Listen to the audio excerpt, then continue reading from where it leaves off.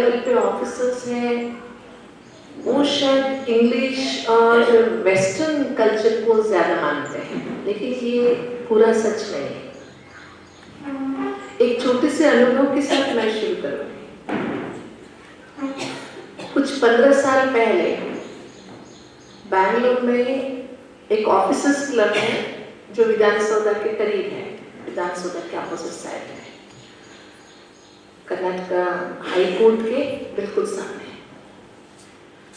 वहाँ पर हम लोग उनका स्ट्रेस मैनेजमेंट कोर्स रखा हुआ था। ज़्यादातर सेक्रेटरीट में लोग दोपहर को घर नहीं जाते हैं, दूर दूर से आते हैं।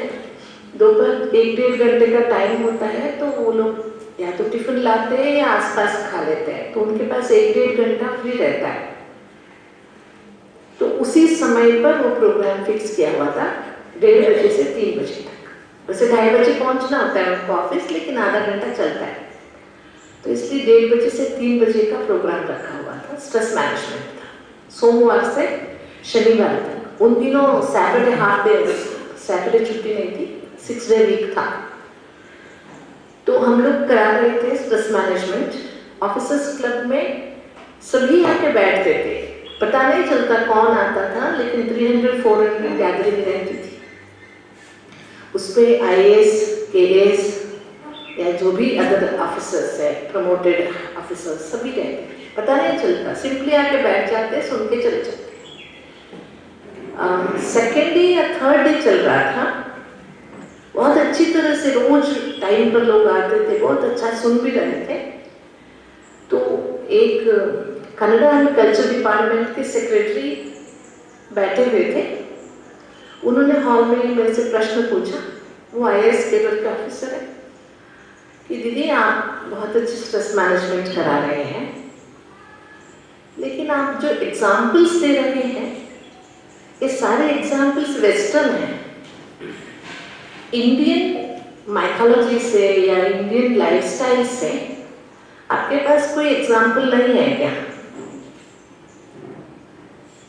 वैसे हम लोगों को ये stress management, self management foreign के भाइयों ने पहले गाइड किया था, तो वो लोग जो एग्जाम्पल्स कोट करते थे उन्हीं तरीके के एग्जाम्पल्स हमने भी नया नया ढूंढ लिया था। एक माइंड सेटअप होता है ना, उन्होंने जैसे चलाया वैसे ही चल रहा था। जब सामने से प्रश्न आया तो मैंने कहा क्यों नहीं दे सकते, दे सकते हैं। मैंने कहा ठीक है, आज का तो सेशन हो गया, कल हम उसके बारे में सोचें। थर्ड डे फिर मैंने थोड़ा सा उसके ऊपर स्टडी किया कि थर्ड डे सेशन में क्या क्या टॉपिक है और उसके कंसर्न हम क्या क्या एग्जाम्पल्स से कोटेशंस हमारे कल्चर से दे सकते हैं। और इतना अच्छा गया वो प्रोग्राम, इतने खुश भी हो गए वो ऑफिसर्स, अपने साथ और ऑफिसर्स को लाते थे, उनके फ्रेंड्स होते हैं ना, तो चलो बहुत अच्छा है। उस दिन के बाद मेरे मन में ये बात तो स्पष्ट हो गई कि ये जो हम सोचते हैं हायर ऑफिसर्स संस्कृत नहीं जानते, हायर ऑफिसर्स इंडियन माइथोलॉजी को नहीं जानते, ये सारी गलत फहमी है। क्योंकि जब वो UPSC स्टडी करते हैं तो बहुत सारी फिलॉसफी की बातें भी उनको जानना पड़ता है, वहाँ पर क्या प्रश्न आता है उनको पता नहीं चलता, और बहुत इंटरेस्टेड भी होते हैं इन बातों में।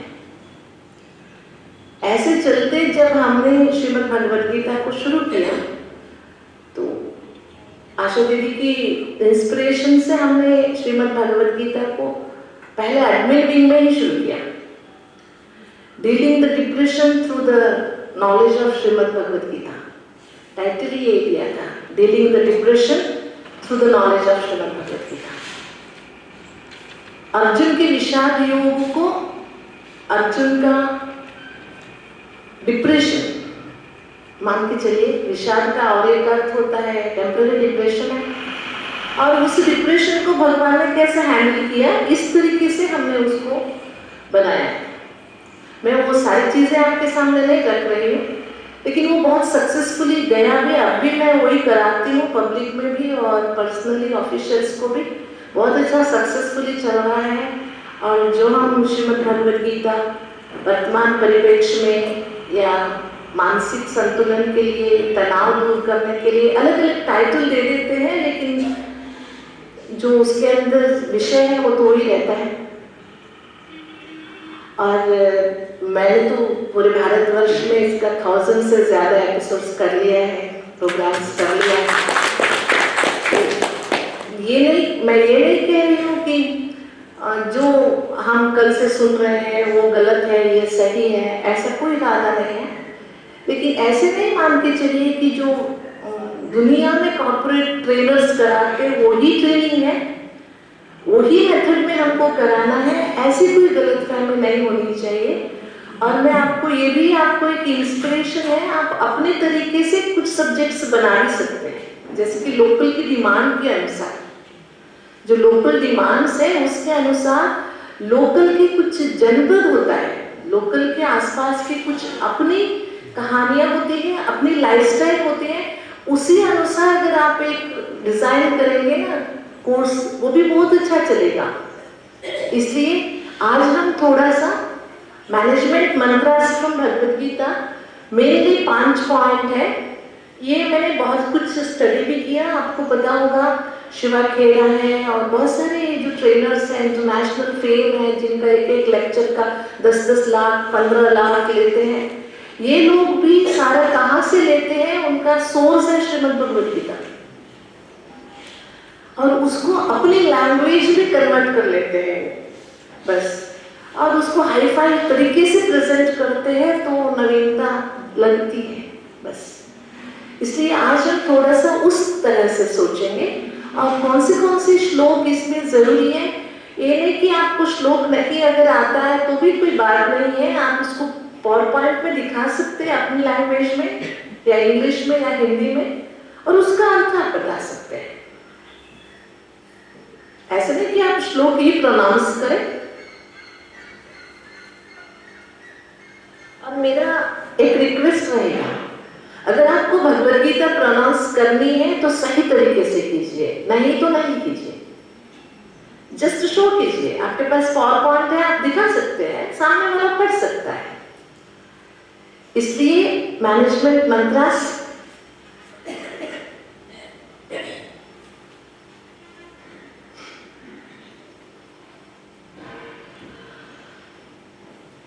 Srimad Bhagavad Gita is a wonderful conversation between self and Supreme. It is a unique counseling through Supreme himself for every human being. Bhagavad Gita केवल एक मैथोलॉजिकल या हमारे पुराणों का कोई संपत्ति ऐसे नहीं है, मानव जाति के लिए बहुत बड़ा उदाहरण है। It's a counselling method. एक बहुत डिप्रेशन में था, कंफ्यूजन में था, अब उसको नजर नहीं आ रहा था आगे क्या करूं, उसका एक गाइड था, उसका एक फिलॉसफर था, उसका एक मेंटर था, एक फ्रेंड था, उसने उसे गाइड किया। बस यही है ना भगवद गीता। तो उसी तरीके से अगर हम भगवद गीता को एक काउंसलिंग मेथड के रूप में लेते हैं तो बहुत कुछ हम भगवद गीता से पा सकते हैं। आज की दुनिया में हर जगह क्या है, क्राइसिस है, संघर्ष है, और ऐसी संघर्ष भरी दुनिया में जीने के लिए हमें बैलेंस की जरूरत है, आर्ट ऑफ बैलेंस। और किन किन चीजों में आर्ट ऑफ बैलेंस चाहिए? Will power and skills. आपको पता है आजकल गवर्नमेंट भी स्किल्स डेवलपमेंट के ऊपर बहुत काम कर रही है। सेंट्रल गवर्नमेंट तो फ्री स्किल डेवलपमेंट प्रोग्राम्स करा रही है, लेकिन आपने कितना भी स्किल डेवलपमेंट से सिखा दिया, अगर विल पावर नहीं है तो स्किल्स कौन से काम की? इसलिए दोनों का बैलेंस होना बहुत जरूरी है, will power and skills. Information बहुत है आज दुनिया में, हर एक के पास मोबाइल है, एक गूगल टच करो तो दुनिया भर की इंफॉर्मेशन आपके पास आ जाता है। लेकिन क्या इंफॉर्मेशन को हमने नॉलेज में कन्वर्ट किया है? इसमें बैलेंस है, यहाँ पर हम फेल हो जाते हैं। इंफॉर्मेशन है हमारे पास, लेकिन नॉलेज की कमी है। गीता कहती है नहीं ज्ञान न सदृशम पवित्रम विद्यते, ज्ञान के समान कोई चीज नहीं है दुनिया में। और दूसरा इम्पोर्टेंट है स्ट्रेस को मैनेज करना। आज की दुनिया की आप ये नहीं कह सकते कि स्ट्रेस को हम आने ही नहीं देंगे, it is mostly near to impossible, लेकिन हम मैनेज कर सकते हैं। तो इन सभी चीजें भगवद गीता के द्वारा कैसे पॉसिबल है, इसके बारे में थोड़ा सा हम आज रोशनी डालेंगे।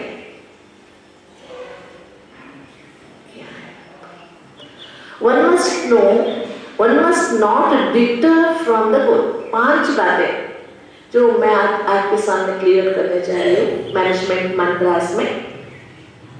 पहला, one must not deter from the good।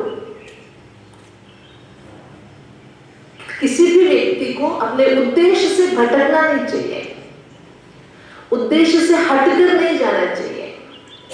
उसके लिए श्लोक है कर्मण्येवाधिकारस्ते मा फलेषु कदाचन, गीता का जो प्रसिद्ध श्लोक है। हम अपने जीवन का उद्देश्य है कर्म, कर्म के बिना जीवन शून्य है और कर्म के बिना कोई रह नहीं सकता, तो कर्म के बिना रहना भी नहीं चाहिए और कर्म फल के बारे में सोचना भी नहीं चाहिए।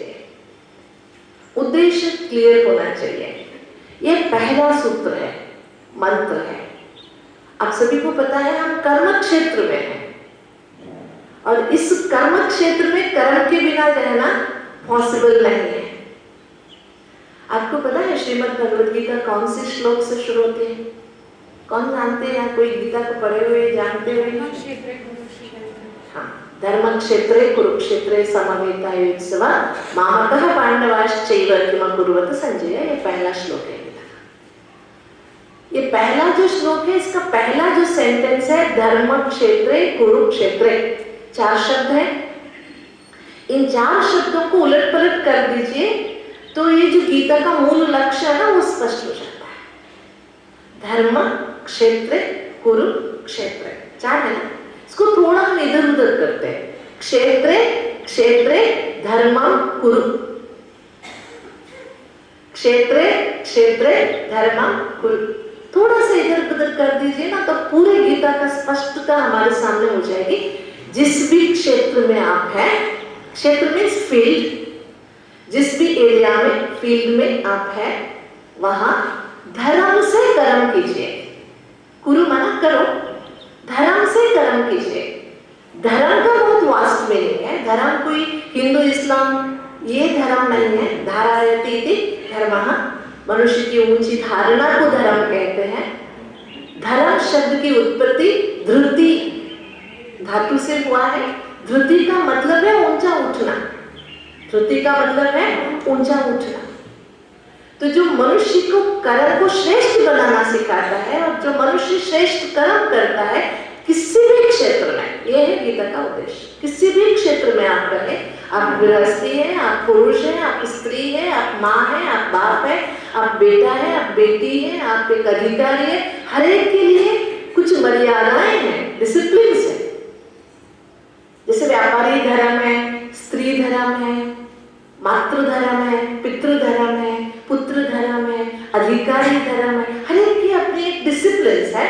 उस अनुसार अगर आप कर्म करते हैं तो कर्म क्षेत्र में हम धर्म क्षेत्र ला सकते हैं। यही तो उद्देश्य है गीता का। पूरी गीता के 700 श्लोकों का मूल उद्देश्य ही है किसी भी फील्ड में आप हैं और अगर हम इसको ज्ञान से जोड़ना चाहें तो स्वधर्म में रह के कर्म करो।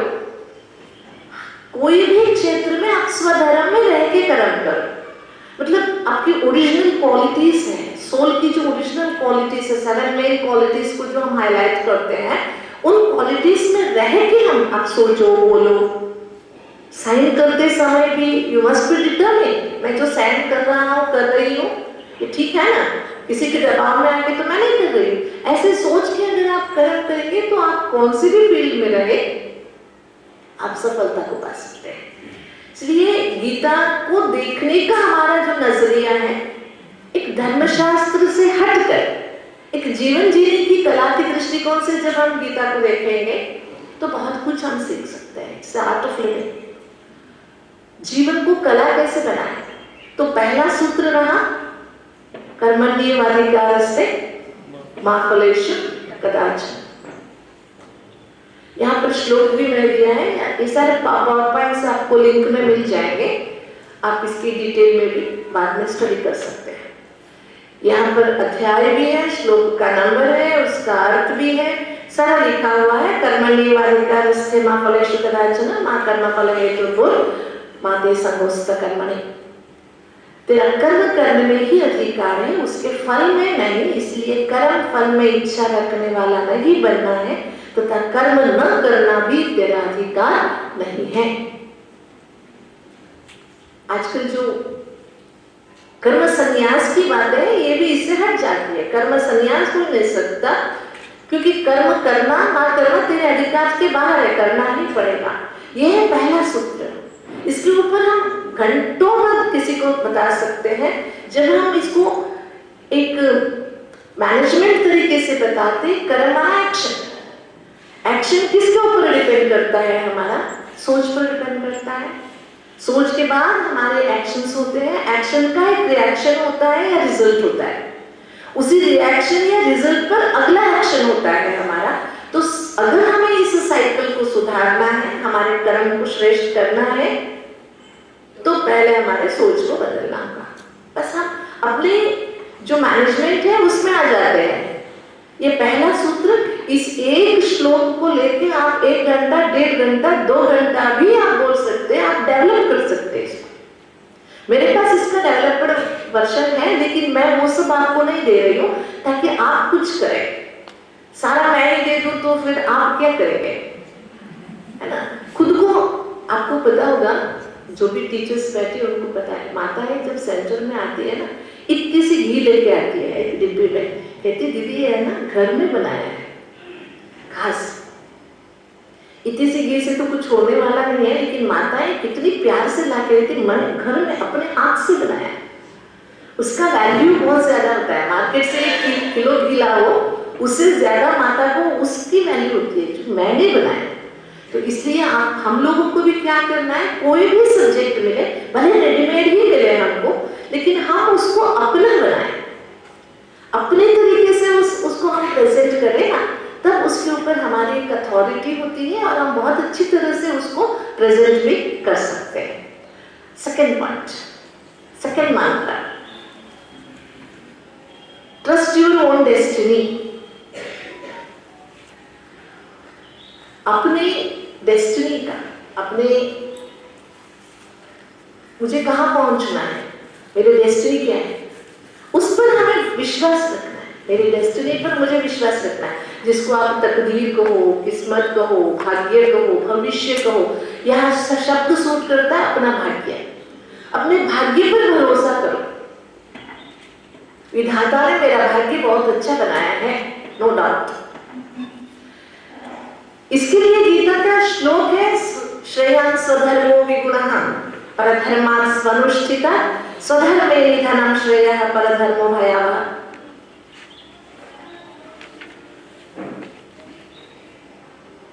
हम बहुत लोगों को ये समझाते हैं ना, समय से पहले भाग्य से ज्यादा कभी किसी को कुछ मिला नहीं है, नहीं मिलेगा, और मेरा भाग्य जो है वो कोई छीन नहीं सकता, ये पक्का है। आप सभी को पक्का है या केवल सिंपैथी है? कहने के लिए कहते हैं, या हमको भी पक्का है कि मेरा भाग्य कोई छीन नहीं सकता है, ये पक्का है ना? तो इसलिए मुझे अपने स्वधर्म में रहना है। अपने स्वधर्म में रहूंगी तो मेरा भाग्य अपने आप मेरे कदमों तले आ जाएगा, उसके लिए मुझे परेशान होने की जरूरत नहीं है। ये श्लोक भी यहाँ पर मैंने दिया है, श्रेयान् स्वधर्मो विगुणः। इसका क्या मतलब है? किसी के स्वाभाविक निर्धारित कर्तव्य का पालन करना, भले ही वह दोषों से भरा हो, दूसरों के निर्धारित कर्तव्य को पूरी तरह से करने की तुलना में ये कहीं बेहतर है। वास्तव में किसी दूसरे के रास्ते पर चलने की अपेक्षा अपने कर्तव्य पालन करते हुए मर जाना बेहतर है, जो खतरे से भरा है। ये एक्चुअली लौकिक मीनिंग है। इसको हम कैसे स्पष्ट करते हैं? श्रेयान् स्वधर्मो विगुणः। दूसरा, दूसरे की संपत्ति या दूसरे की बातें कितनी भी ऊंची क्यों ना हो, जैसे कि रावण के पास बहुत कुछ था, लेकिन सीता को रावण की कोई भी संपत्ति पर आश नहीं थी, उसे अपने पर, अपने भाग्य पर पूरा विश्वास था। इसी तरह हमें भी अपने भाग्य पर, अपना भाग्य आधारित है हमारे स्वधर्म पर। इसलिए मुझे जीना है, मरना है अपने स्वधर्म में। लौकिक में इसे ऐसे डिफाइन करते हैं कि अगर आप हिंदू हो तो हिंदू होके मरना है आपको, अगर आप इस्लाम है तो इस्लामी होके मरना है, ऐसे नहीं है उसका अर्थ। श्रेया स्वधर्म स्वधर्मे निधनम श्रेया। जीना मरना हमें किसमें है? स्व के धर्म में। इसमें देखिए कितने वास्ट आपको क्या है पॉसिबिलिटीज, चांसेस है। स्वधर्म के बारे में बताइए, आत्मा के बारे में बताइए, आत्मा के 7 गुणों के बारे में बताइए, उसके बारे में आप उनको प्रैक्टिकली कुछ कराइए, डेमोन्स्ट्रेशन दीजिए, क्या नहीं कर सकते।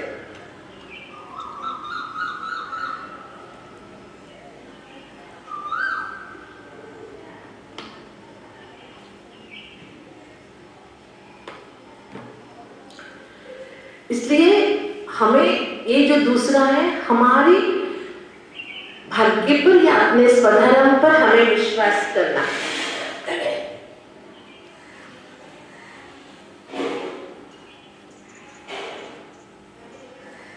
और इम्पोर्टेंट बात क्या है,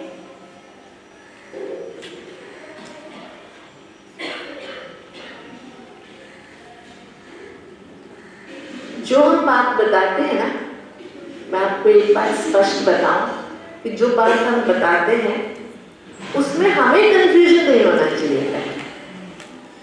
जो हम किसी के सामने रख रहे हैं उस बात पर हमें पहले सेटिस्फैक्शनरी, मतलब संतृप्तिदायक स्पष्टता होनी चाहिए। तीसरा है render through your will alone. माना अपना उद्धार खुद को करना है, मेरा उद्धार मुझे खुद को करना है। प्रगति हो, उन्नति हो, विकास हो, खुद का खुद को ही करना है। उसके लिए श्लोक है उद्धरेत आत्मनात्मानाम आत्मानाम अवसादयेत् आत्मैव आत्मनो बन्धुः आत्मैव रिपुरात्मनः। उद्धरेत आत्मनात्मानाम आत्मानाम अवसादयेत् आत्मैव आत्मनो बन्धुः आत्मैव रिपुरात्मनः। मनुष्य को चाहिए कि अपने द्वारा अपना उद्धार करे, अपने आत्मा को अधोगति में ना पहुंचाए, क्योंकि ये जीवात्मा स्वयं ही अपना मित्र है और अपना शत्रु भी है। मित्र कब है? जब हम खुद का उद्धार करते हैं तो हम खुद का मित्र बनते हैं। अगर खुद का उद्धार नहीं करते हैं तो हम खुद का ही शत्रु बन जाते हैं। और याद रखिए कि भाग्य विधाता भगवान भी उद्धार करने के रास्ता बताते हैं, कराते नहीं है, खुद को ही करना है।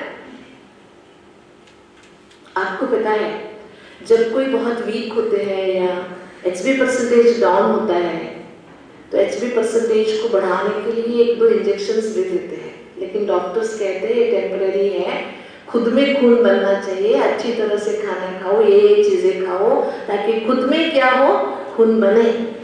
नहीं तो वो टेम्पररी है, बाहर से जो देते हैं वो ज्यादा दिन चल नहीं सकता।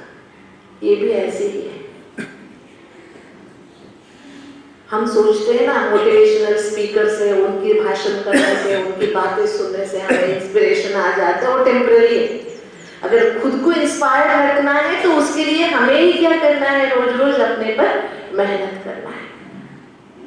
इसलिए मेरे उद्धार का आधार मैं ही हूँ। मेरे खुशी का आधार, मेरा दुख का आधार, मेरे उदासी का आधार, मेरे मूड ऑफ का आधार कोई दूसरा नहीं है। यहाँ उद्धार का मतलब केवल क्या नहीं है, पद पोजीशन पाना नहीं है। खुद की मूड को बनाना रखना किसके हाथ में है? हम कहते हैं इनके कारण मेरा मूड ऑफ हो गया, इनके कारण मेरा मूड ऑफ हो गया। मुझे एक ऑफिसर मिले थे, हम बैंगलोर में बहुत आते थे काम के लिए। वो कहते थे मेरे ऑफिस में एक अटेंडेंट है दीदी, जैसे उसका चेहरा देखता हूँ ना तो मुझे गुस्सा आ जाता है। मैं बहुत शांति से आता हूँ ऑफिस, लेकिन सामने वही तो खड़ा रहता है। तो मैंने उसको सहज से कह दिया, भाई साहब क्या बड़ी बात है, उसको ट्रांसफर करा दो, सेक्रेटरी भी तो इधर से उधर करा दो, क्या बड़ी बात है, अब तो बड़े ओहदे पे है। वो भी हो गया, ट्रांसफर भी हो गया, वो बेचारे को दूसरे मिनिस्ट्री में भेजा गया, चेहरा ही नहीं देखना पड़ा, मिनिस्ट्री चेंज हो गई। फिर भी साहब का मूड ऐसे ही है। फिर दोबारा जब मैं मिली, मैंने कहा भाई साहब अभी तो अटेंडेंट बदल दिया है, फिर भी आपका मूड ऐसे क्यों है? वही समझ में नहीं आ रहा है। तो मैंने कहा मूड का आधार ना अटेंडेंट था ना ऑफिस है, कौन है मूड का आधार?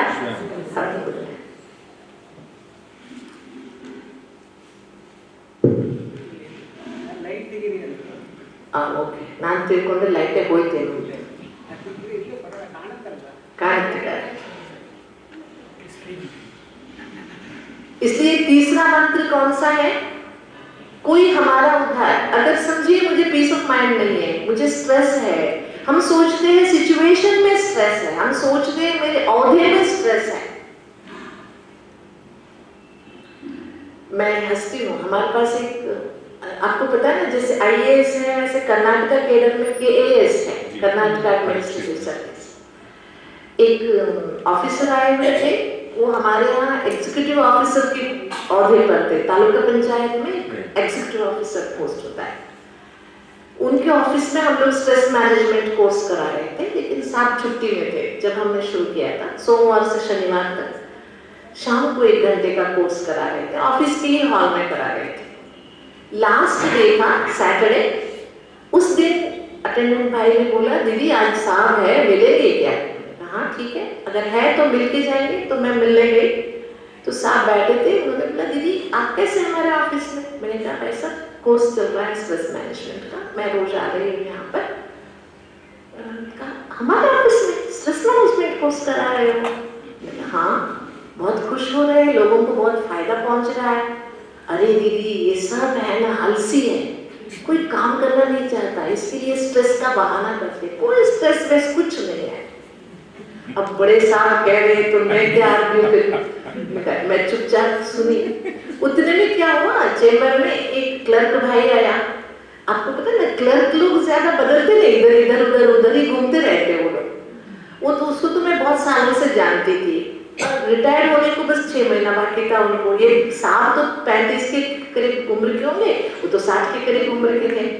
और वो कोई फाइल लेके आए चेंबर में, ठीक है, फाइल दिए, इन्होंने फाइल खोला, कुछ मांगा होगा डाटा, वो लाया, कुछ गलत था, कुछ था, इनको इतना गुस्सा आया, साहब को फेंक दिया फाइल। और एक वचन में इतना बड़ा बड़ा कहा, बेचारे को रोना आ गया सामने से। क्यों रोना आया? साहब ने डाटा इसलिए रोना नहीं आया, मेरे सामने डाटा ना उन्होंने, समझ में आया? हम बाहर वाले और उनको अच्छी तरह पहचानते, हमारे सामने उनको इतना गंदे गंदे दाग पड़ी तो वो बेचारा रो पड़ा और चला गया।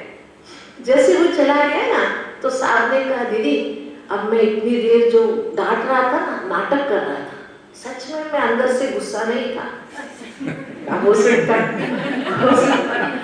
और मुझे समझ में आया साहब अब नाटक कर रहे हैं, पहले नाटक कर रहे हैं, दोनों मुझे समझ में नहीं आया। फिर मैं क्यों पढ़ूं, उनकी काम में है। मैंने कहा साहब आप भी चलिए, आज लास्ट डे है, आप भी बैठिए 1 घंटा। तो हमारा काम था, 6 दिन था, पूरा करके हम आ गए, ठीक है। नेक्स्ट डे संडे था, संडे वहाँ हमारे यहाँ एक रोटरी हॉस्पिटल है, वहाँ कुछ काम था मुझे, मैं हॉस्पिटल गई तो बाहर दरवाजे पे अटेंडेंट मिला मुझे। आप यहाँ कैसे संडे हो गई? बोला नहीं साहब एडमिटेड है। कल क्या हो गया साहब? तो बोला दीदी आज सवेरे साहब को ना माइल्ड हार्ट अटैक हो गया। उम्र कितना था? 35। और वहां तक गई और अच्छी पहचान थी साहब से, मिले बिना कैसे आती? आईसीयू में बाहर से मिल सकते ना, आईसीयू में गई तो डॉक्टर्स पहचानते थे, उन्होंने दिया 1 मिनट आप मिल सकते हैं। तो मैं अंदर गई, जैसे मैं अंदर गई ना तो साहब के आंखों में पानी आने लगा।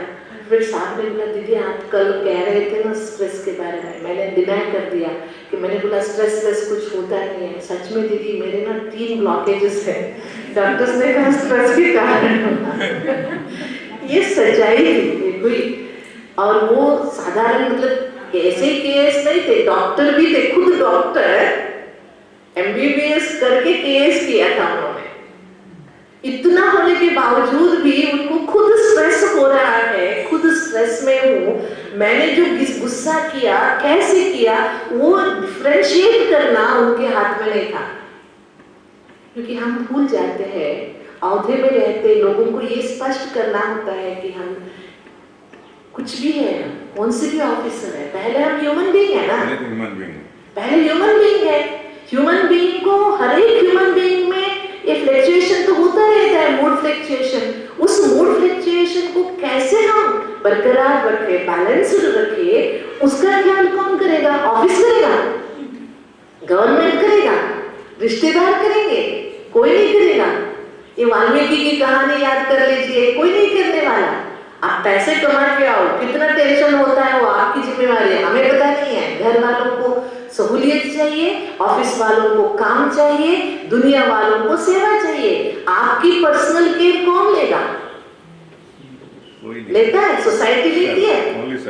हाँ, खुद को ही लेना, ये स्पष्ट करना है हमें। हमारी खुद की केयर ना गवर्नमेंट लेती है, न परिवार लेता है, न सोसाइटी लेती है।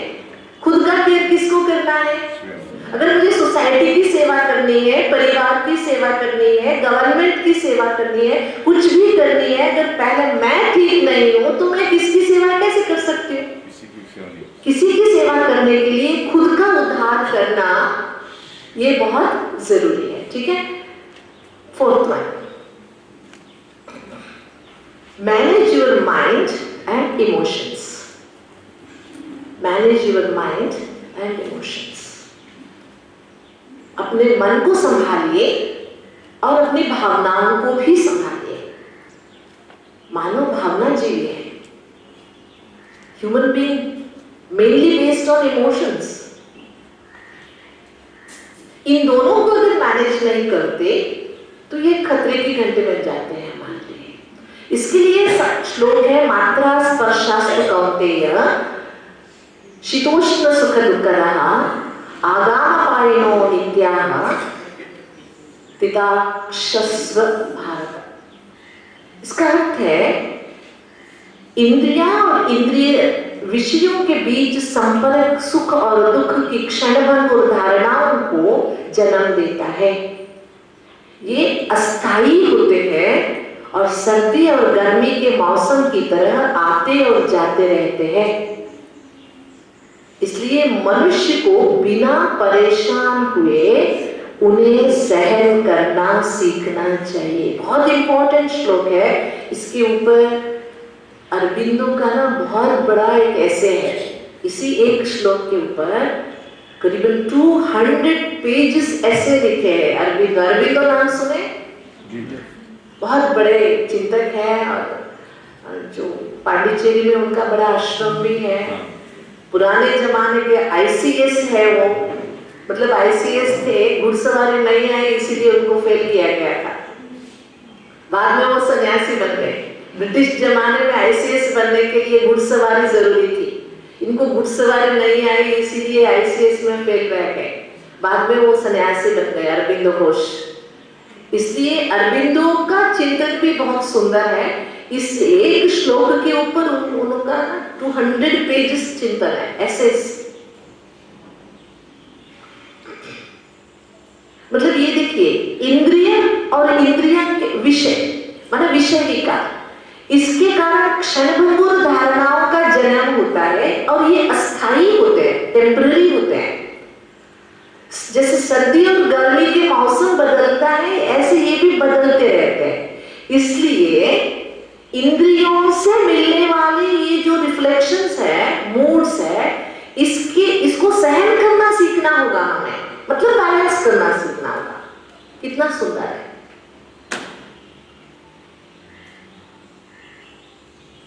इसलिए मैं वो जो कोटेशन लिया कि manage your mind and emotions. ठीक है, और पांचवा है, move over grid and work for society.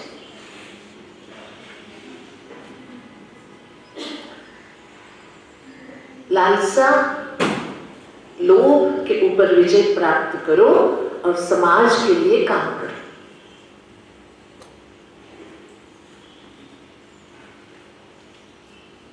इसके लिए श्लोक है, त्रिविधम नरकस्येदं द्वारं नाशनमात्मनः कामः क्रोधः तथा लोभः एतत्त्रयं त्यजेत्। ये श्लोक देखिए, त्रिविधम नरकस्येदं द्वारं नाशनमात्मनः कामः क्रोधः तथा लोभः तस्मात् एतत्त्रयं त्यजेत्। काम, क्रोध और लोभ जीवात्मा को आत्मविनाश की नरक की ओर ले जाने वाले 3 द्वार है, इसलिए सबको इनका त्याग करना चाहिए। मनुष्यात्मा को नरक के ओर ले जाने वाले द्वार है, इनका नाश करना चाहिए। अभी इसके ऊपर तो मैंने एक एक जो आपको मंत्र बताया, एक एक को हम एक एक सेशन बना सकते हैं। 5 दिन आप 5 मंत्र का टाइटल देके 5 दिन का पूरा कोर्स चला सकते हैं। आपको कोई गीता के बारे में बोलने की जरूरत नहीं पड़ेगी। गीता का टाइटल ले लीजिए, गीता के ज्ञान तो हमारे पास है ही, उसको स्पष्ट करते चलिए बाद में। इसके ऊपर तो काम, हाँ यहाँ काम माना इसमें बहुत ज्यादा नहीं जाते हुए फिर भी हम बता सकते आज दुनिया की हालत क्या है, कैसे काम विनाश का द्वार बन गया है। और आप पुराने जमाने के एग्जाम्पल दे सकते हैं। रावण का विनाश किसके कारण हुआ? काम विकार के कारण। स्त्री के ऊपर कुदृष्टि रखने के कारण हुआ। कीचक का विनाश कैसे हुआ? ऐसे काम विकार कैसे नाश का द्वार बन गया ना। दुनिया में एक मर्यादा बनी हुई है, जमाना का कौन सा भी हो, लेकिन मर्यादा है। उस मर्यादा का उल्लंघन जब कोई करता है तो, और हमारी संस्कृति कहती है जहाँ स्त्री का सम्मान नहीं होता उस संस्कृति का उत्थान कभी नहीं हुआ है, कभी नहीं होगा। तो जब स्त्री को भोग की वस्तु मानने शुरू कर दिए, काम विकार में मनुष्य इतना लालायित हो गया, न दिन है न रात है न कोई सीजन है, तो मनुष्यात्मा को आज तो आपको पता है बड़े बड़े औहदे में रहने वाले आजकल किसी को भी भाइयों और बहनों नहीं कहते। जिस एक शब्द से स्वामी विवेकानंद ने पूरे विश्व को जीता था, उस शब्द को आज भारत ये कहने के लिए संकोच करता है। लेडीज एंड जेंटलमैन, देवियों और सज्जनों कहते हैं। व्हाई नॉट भाइयों और बहनों? नहीं कहते, क्योंकि उनमें अंदर भावना नहीं है। उनके अंदर सभी के प्रति भाई बहन की भावना होती तब तो संबोधन करते ना, भावना ही नहीं है। इसीलिए फॉरेन संबोधन को अपना लिया है, लेडीज एंड जेंटलमैन। इसलिए जैसे हमारी दृष्टि बदली, छोटे छोटे बच्चे बिगड़ते जा रहे हैं। आपको पता है ना, कितनी एग्जाम्पल्स हम दे। 6-6 साल की बच्चियां माँ बन रही है आज दुनिया में। अभी कर्नाटक में एक रेसिडेंशियल स्कूल है जिसका नाम है मोरारजी रेसिडेंशियल स्कूल। वहाँ एक 10वीं पढ़ने वाली लड़की रेगुलरली स्कूल में, हॉस्टल में रहने वाली, वो रेसिडेंशियल स्कूल है, क्लासरूम में बैठी, उसको पेट दर्द हुआ, वो टॉयलेट गई, वहाँ एक बच्चे को जन्म दे दिया उसने, 15 साल की बच्ची। वहाँ का प्रिंसिपल, वहाँ का वार्डन, उनका क्लास टीचर सब सस्पेंडेड है। ये अभी एक 15 दिन भी नहीं हुआ इस न्यूज को। कर्नाटका में एक डिस्ट्रिक्ट है यादगिरी, वहां हुआ है। ऐसी कितनी घटनाएं आपके सामने आ रही है, बताइए।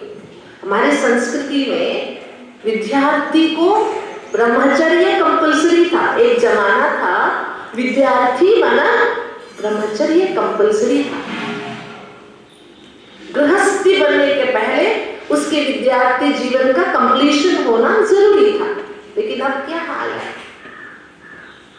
ऐसे आज की सिचुएशन क्या है, दुख का कारण क्या है, अशांति का कारण क्या है, स्ट्रेस का कारण क्या है, इसके लिए हमारी भारत का जो धर्म क्रांति आता है, हमारी भारतीय जीवन शैली का संविधान कहे भगवद गीता, उसमें क्या कहा गया है, इसी को आज की तुलना में हम ऐसे, फिर लोभ की बात तो आपको पता है, क्रोध की बात भी आपको पता है, कितनी बातें हम सुनते हैं।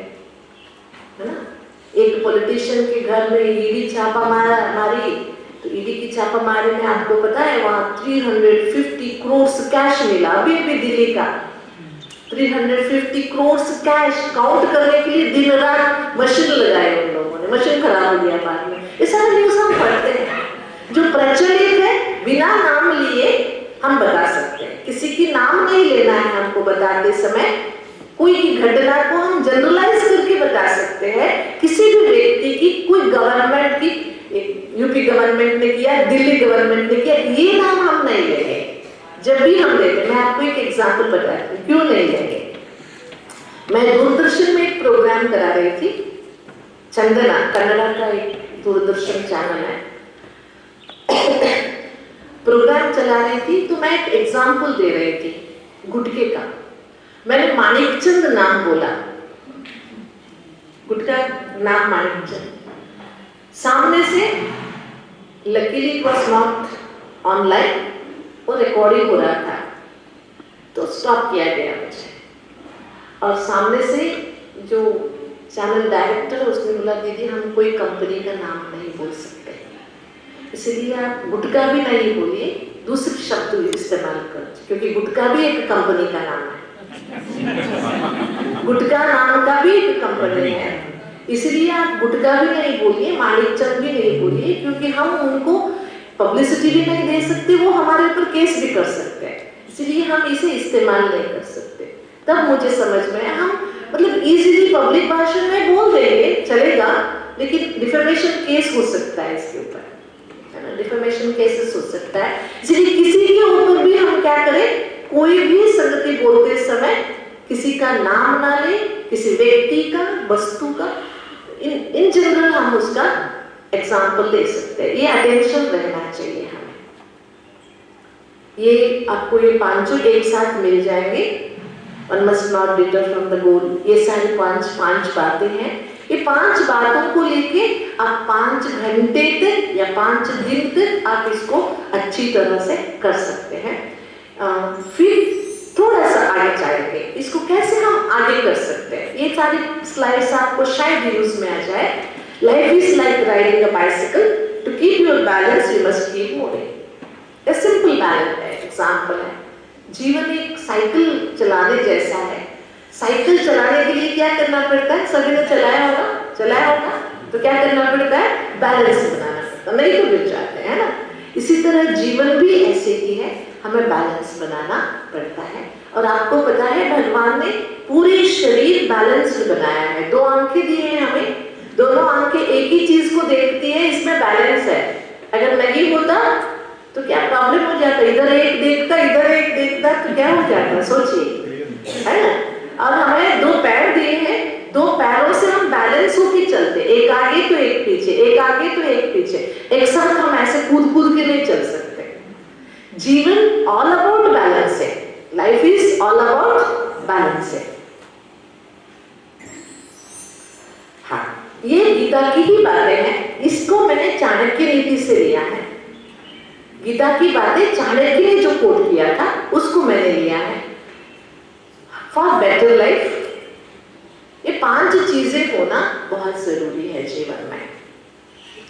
समदर्शी, सत्यदर्शी, पारदर्शी, दूरदर्शी और प्रियदर्शी।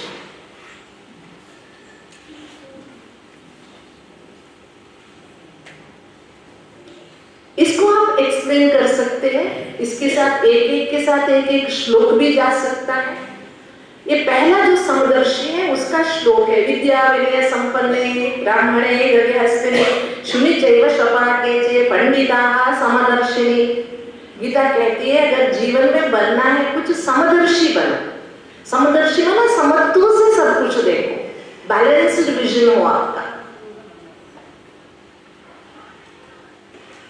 आजकल हमारे गवर्नमेंट समत्व को समानता की दृष्टि से देखने का एक प्रयास कर रहा है। जैसे कि रेशन देता है ना, आप सभी को मिलता होगा, शायद नॉर्थ वालों को गेहूं फ्री में मिलता है, साउथ वालों को चावल फ्री में गवर्नमेंट ऐसे दे रही है, आप सभी को पता है। लेकिन आप सोचिए, वंडरफुल डिस्ट्रीब्यूशन है, भाई साहब गलत मत समझे, लेकिन मैं आपको बताती हूँ। समझो एक फैमिली है, एक फैमिली में 5 बच्चे हैं, 5 लोग हैं, एक 2 साल का है, एक 5 साल का है, एक 7 साल का है, माँ बाप है। सभी को 10-10 किलो चावल मिल रहा है। क्या 2 साल का बच्चा 10 किलो चावल खाएगा? खाएगा? नहीं खाएगा। मतलब ये जो गवर्नमेंट की इक्वालिटी है ना, ये प्रैक्टिकल में नहीं है। समझ में आया? आपके पास हाथी है, आपके पास एक कुत्ता है। जितना कुत्ते को आप खाना खिलाते हो उतना ही खाना आप हाथी को खिलाओ, बेचारा हाथी मर जाएगा भूखे। और हाथी को जितना खिलाते हो जबरदस्ती कुत्ते को खिलाओ तो बेचारा पेट फाड़ के मर जाएगा, है कि नहीं है? ये जो गवर्नमेंट पॉलिसी है इक्वालिटी बेसिस ऑफ फिजिक्स, माना आपकी जो भौतिकता है उसके आधार से जो हो रहा है। लेकिन भगवान हमें समदर्शिता किस चीज से सिखा रहा है? अंदर की दृष्टि से। जब यहां से समदर्शिता हो जाएगी ना तो बेटर लाइफ होना संभव है। हम क्रिटिसाइज कर रहे हैं कोई भी पॉलिसी का, लेकिन मुस्कुराते करें। हमारा विचार ये है, ये कहते हुए ना करें ना कि गवर्नमेंट की गलत है, ये नहीं कहें। पॉलिसी गलत है हम ये नहीं कहे, लेकिन इस पॉलिसी के बारे में हमारा ये विचार है, इससे हम किसी को काटते नहीं है। ठीक है? इस समदर्शिता का मतलब बाहरी दृष्टि से समदर्शिता नहीं है, अंदर से हर एक को एक चेतना के रूप में देखने से समदर्शिता संभव है। और समदर्शिता के लिए नीचे की 4 चीजें जरूरी है। सत्यदर्शी होना, सत्य को जानना। सत्यदर्शी होना ये नहीं कि मैं सत्य ही बोलता हूं, ये सत्यदर्शिता नहीं है। हमारी संस्कृति कहती है सत्यम ब्रूयात् प्रियम ब्रूयात् सत्यम अप्रियम न ब्रूयात्। सत्य बोलिए लेकिन सत्य भी प्रिय बनाकर बोलिए, अप्रिय सत्य नहीं बोलिए। अब किसी की मृत्यु हो गई है, हम कहते हैं उसके बेटे को तेरा बाप मर गया, ऐसे नहीं कहते। कहते हैं क्या? सत्य है तेरा बाप मर गया, लेकिन कहते कैसे है? बेटा तेरा बाप नहीं रहा, तेरा बाप भगवान को प्यारा हो गया। शब्द कैसे इस्तेमाल करते हैं आप? सत्य को प्रिय बनाकर बोलना सत्य ही है। जैसे डॉक्टर्स शुगर कोटेड टैबलेट्स देते हैं। इसीलिए आज दुनिया में हम बाहरी सत्य को देख रहे हैं, लेकिन वास्तविक सत्य को नहीं देख रहे हैं। वास्तविक सत्य क्या है? हर एक शरीर कैसा भी हो उसमें एक सत्य है जो इटर्नल है, इमॉर्टल है, शाश्वत है। और केवल वो ही शाश्वत नहीं है, उसकी वैल्यूज भी शाश्वत है। ये इंपॉर्टेंट है। जो हर एक शरीर में एक चेतना है उसकी वैल्यूज भी। मैं आपको महाभारत की घटना सुनाती हूँ। महाभारत में एक बार भीष्म पितामह बहुत चिंतित रहते हैं, गंगा के किनारे टहलते रहते हैं, बहुत दुखी रहते हैं। तो गंगा जी प्रकट होती हैं और गंगा जी पूछती हैं, बेटा क्यों चिंतित है, कारण क्या है?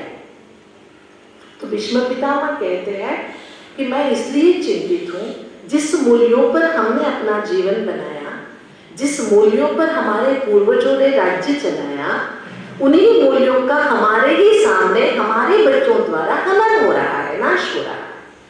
उसे देखकर मैं चिंतित हूं। तो गंगा जी कहती है, बेटा क्यों चिंतित है? देखो कितना सुंदर एग्जाम्पल वेदव्यास जी ने लिखा है। अभी इस हॉल में आते समय हम सीढ़ी चढ़कर आए।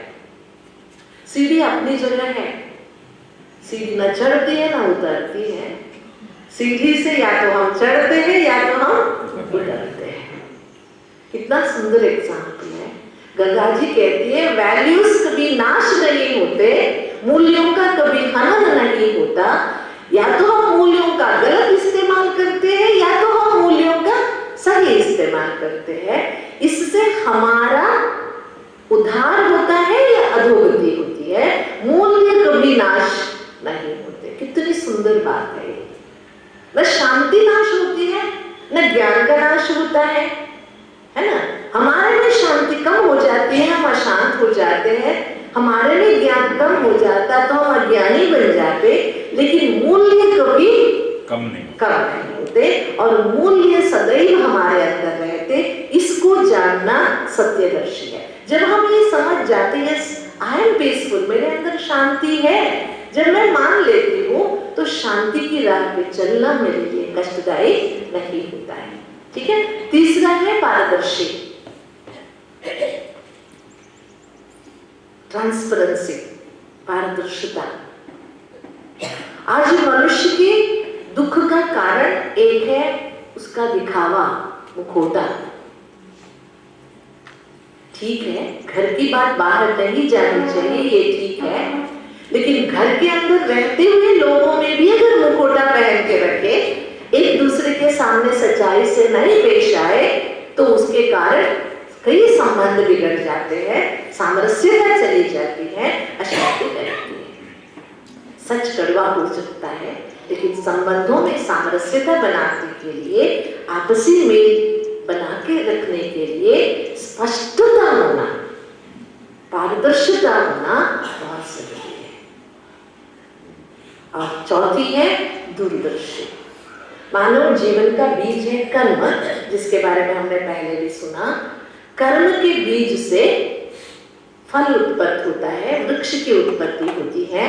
अगर बीज ही ठीक नहीं है तो बाद में आप खोजते रहेंगे तो कोई फायदा नहीं। तो दूरदर्शिता का मतलब है आज जो कर्म करते हो सोच के करो, क्योंकि इसका लंबा फल जाने वाला है, बड़ा वृक्ष होने वाला है। तो सोच से लेके कर्म तक दूरदर्शिता का होना बहुत जरूरी है। और पांचवा प्रियदर्शी। और हम जो भी करें, हम दुनिया में अकेले नहीं हैं, समाज में जी रहे हैं, सबके साथ मिलजुल के चलना है। तो जो भी करें प्यार से करें, हमारा व्यवहार सभ्यता से। प्यार का मतलब क्या है? सभ्यता से। ठीक है।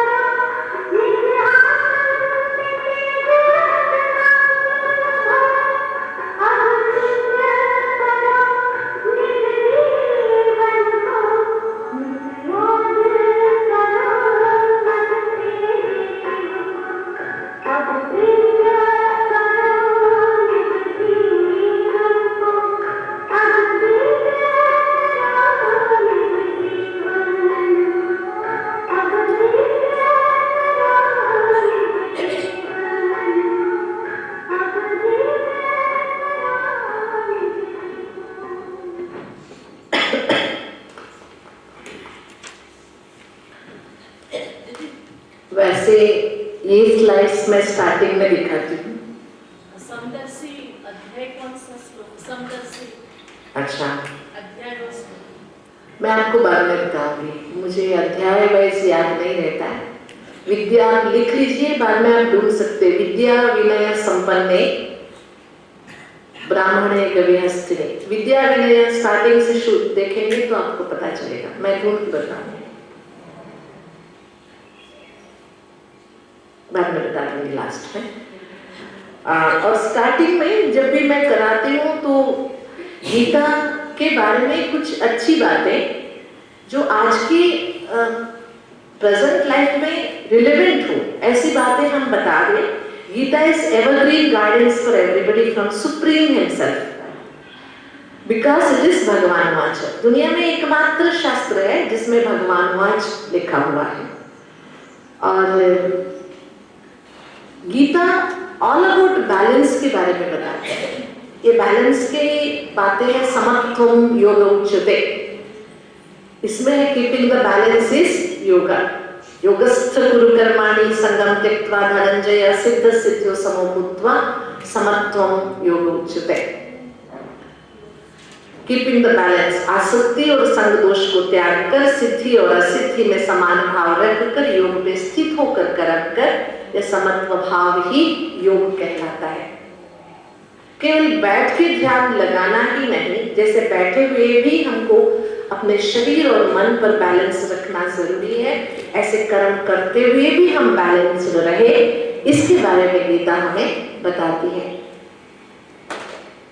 ये गीता के बारे में बहुत फेमस बातें हैं, जिसको गीता की ध्यान श्लोक कहते हैं। उसमें आता है ये मुकम करोति वाचालं पंगुं लंघयते गिरिं यत्कृपातमहं वंदे परमानंद माधवम्। मतलब इसका अर्थ क्या है? गीता ज्ञान को अगर जीवन में अपनाएंगे, याद रखना, गीता ज्ञान को जीवन में अपनाएंगे, एक एक शब्द का वैल्यू होता है। गीता शास्त्र की बात नहीं हो रही, लेकिन आप ये नहीं कहिए कि गीता शास्त्र अलग है, गीता ज्ञान अलग है, ये आपकी चीज ही नहीं है, ये बातें बोलना ही है।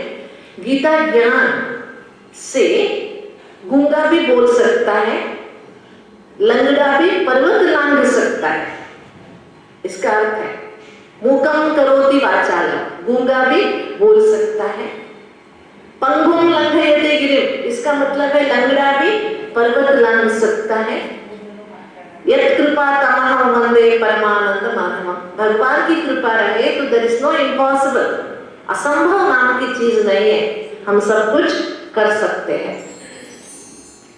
ये समत्व की बातें आती हैं, तो समत्व के लिए ये भी एक श्लोक है, सुख दुखे समय कृत्वा लाभा लाभो जया जयो ततो युद्धाय यजस्व नैवं पापमाप्स्यसि। अंडरलाइन देखिए, ऐसा करने से पाप नहीं होगा। सुख दुख लाभ नष्ट जय पराजय में समान भाव रख कर कर्म करो, ऐसा करने से पाप नहीं होगा।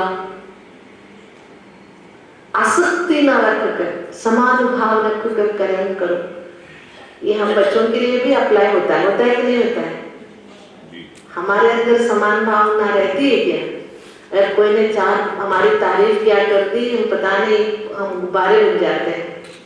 अगर किसी ने हमें पूछा नहीं है तो हमारा चेहरा उतर जाता है, हम भूल जाते हैं। मुझे याद है एक बार हम अव्यक्त बाबा से मिल रहे थे, ओम शांति भवन की बात है, तो साउथ की पार्टी थी, उसमें से साउथ वालों को भाषा की प्रॉब्लम हो जाती है, बाबा क्या बोलता है समझ में नहीं आता है, और ये किसी से कम्युनिकेशन में भी पीछे रह जाते हैं। तो उनके मन में, कईयों के मन में आ गया था यहाँ हमें कोई पूछता नहीं है।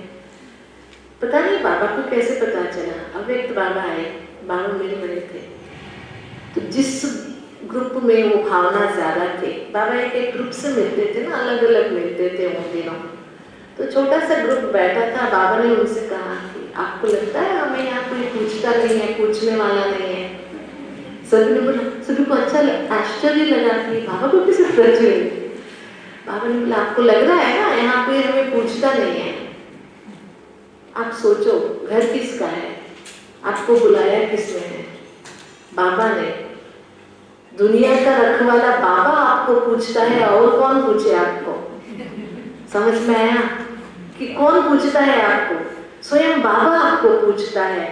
बाबा ने आपको बुलाया है तो और कोई पूछे ना पूछे क्या फर्क पड़ता है? इतनी अच्छी बातें कह दी बाबा ने। ये ब्राह्मणों की धारणा में अगर आ जाएगी ना तो ब्राह्मणों की स्थिति कभी अपसेट नहीं होगी, कभी नहीं होगी। कौन पूछता है हमें? ये जो समत्व की भावनाएं हैं ये हमारे अंदर भी होना बहुत बहुत ज्यादा जरूरी है। बाहर वालों के लिए तो कहते ही है ना, लेकिन हम भी अपने अंदर। हाँ, ये श्लोक आपने पूछा था ना समदर्शिता की, ये देखिए ये श्लोक है, ये 5वें अध्याय का 18 नंबर का श्लोक है।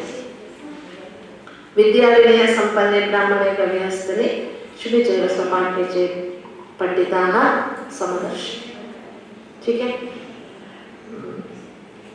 अच्छा, हमारा पर्सनालिटी कैसे होनी चाहिए, इसको हम जोड़ते जाइए। सारी बातें सुनते हुए हमारा व्यक्तित्व कैसा होना चाहिए, कैसा होना चाहिए? एस्पिरेशनल, इंफॉर्मेशनल, इंस्पिरेशनल या ट्रांसफॉर्मेशनल?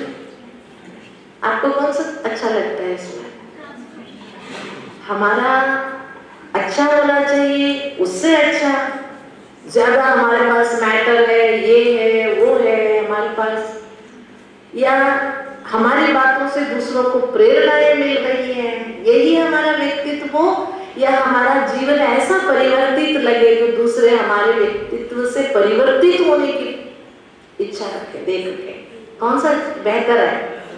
हाँ, फोर्थ वन है ना, transformational is the best, that is the key. हमारा परिवर्तित व्यक्तित्व हो, परिवर्तनशील व्यक्तित्व हो, दूसरों को परिवर्तन करने के लिए प्रोत्साहित करे, ऐसा व्यक्तित्व। हम बचपन से एक टोपी वाले की कहानी नहीं सुनते? सुनते हैं ना, टोपी बेचने वाला था, बंदरों ने टोपी पहन लिया था, वो कहानी सुनते हैं ना। बंदरों ने टोपी कैसे वापस दी? खुद ने जब फेंका, जब तक खुद ने नहीं फेंका तो बंदरों ने भी नहीं फेंका था। इसी तरह अगर हमें दूसरों को बदलना है तो हमारी पर्सनालिटी कैसे हो? ट्रांसफॉर्मेशनल हो, परिवर्तनशील है। इसका आधार क्या है? परिवर्तन का आधार क्या है? मन। इसके लिए भी ये गीता का श्लोक नहीं है, ये दूसरी, मतलब इसको हम कहते हैं आर्योक्ति, मतलब हमारी संस्कृति में कहीं से भी लिया हुआ। मन एवं मनुष्याणां कारणं बंध मोक्ष, उपनिषद से लिया हुआ है ये। मन एवं मनुष्याणां कारणं बंध मोक्षयोः, मन ही मनुष्य के बंधन और मोक्ष का कारण है। मन ही मनुष्य के बंधन का और मोक्ष का। मोक्ष का मतलब क्या है? मरने के बाद का मोक्ष नहीं है, जीते जी दुख से, अशांति से, परेशानी से, व्याकुलता से, दुविधा से हम बाहर आए, एक बैलेंस्ड लाइफ हो हमारा। इसके लिए भी हमारा मन ही कारणीभूत है।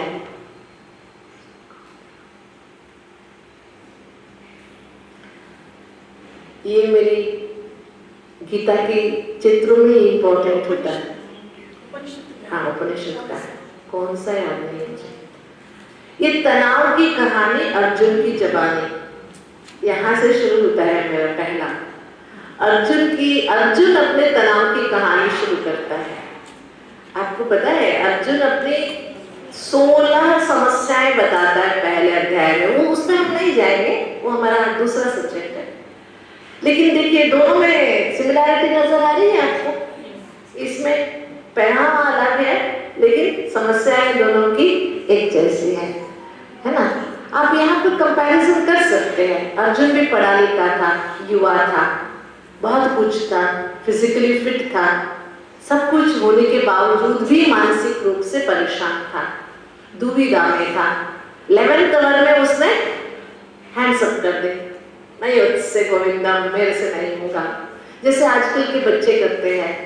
बहुत कुछ पढ़ते हैं, एग्जाम के पिछले दिन बुखार आ जाता है। होता है कि नहीं होता है? इसका कारण क्या है?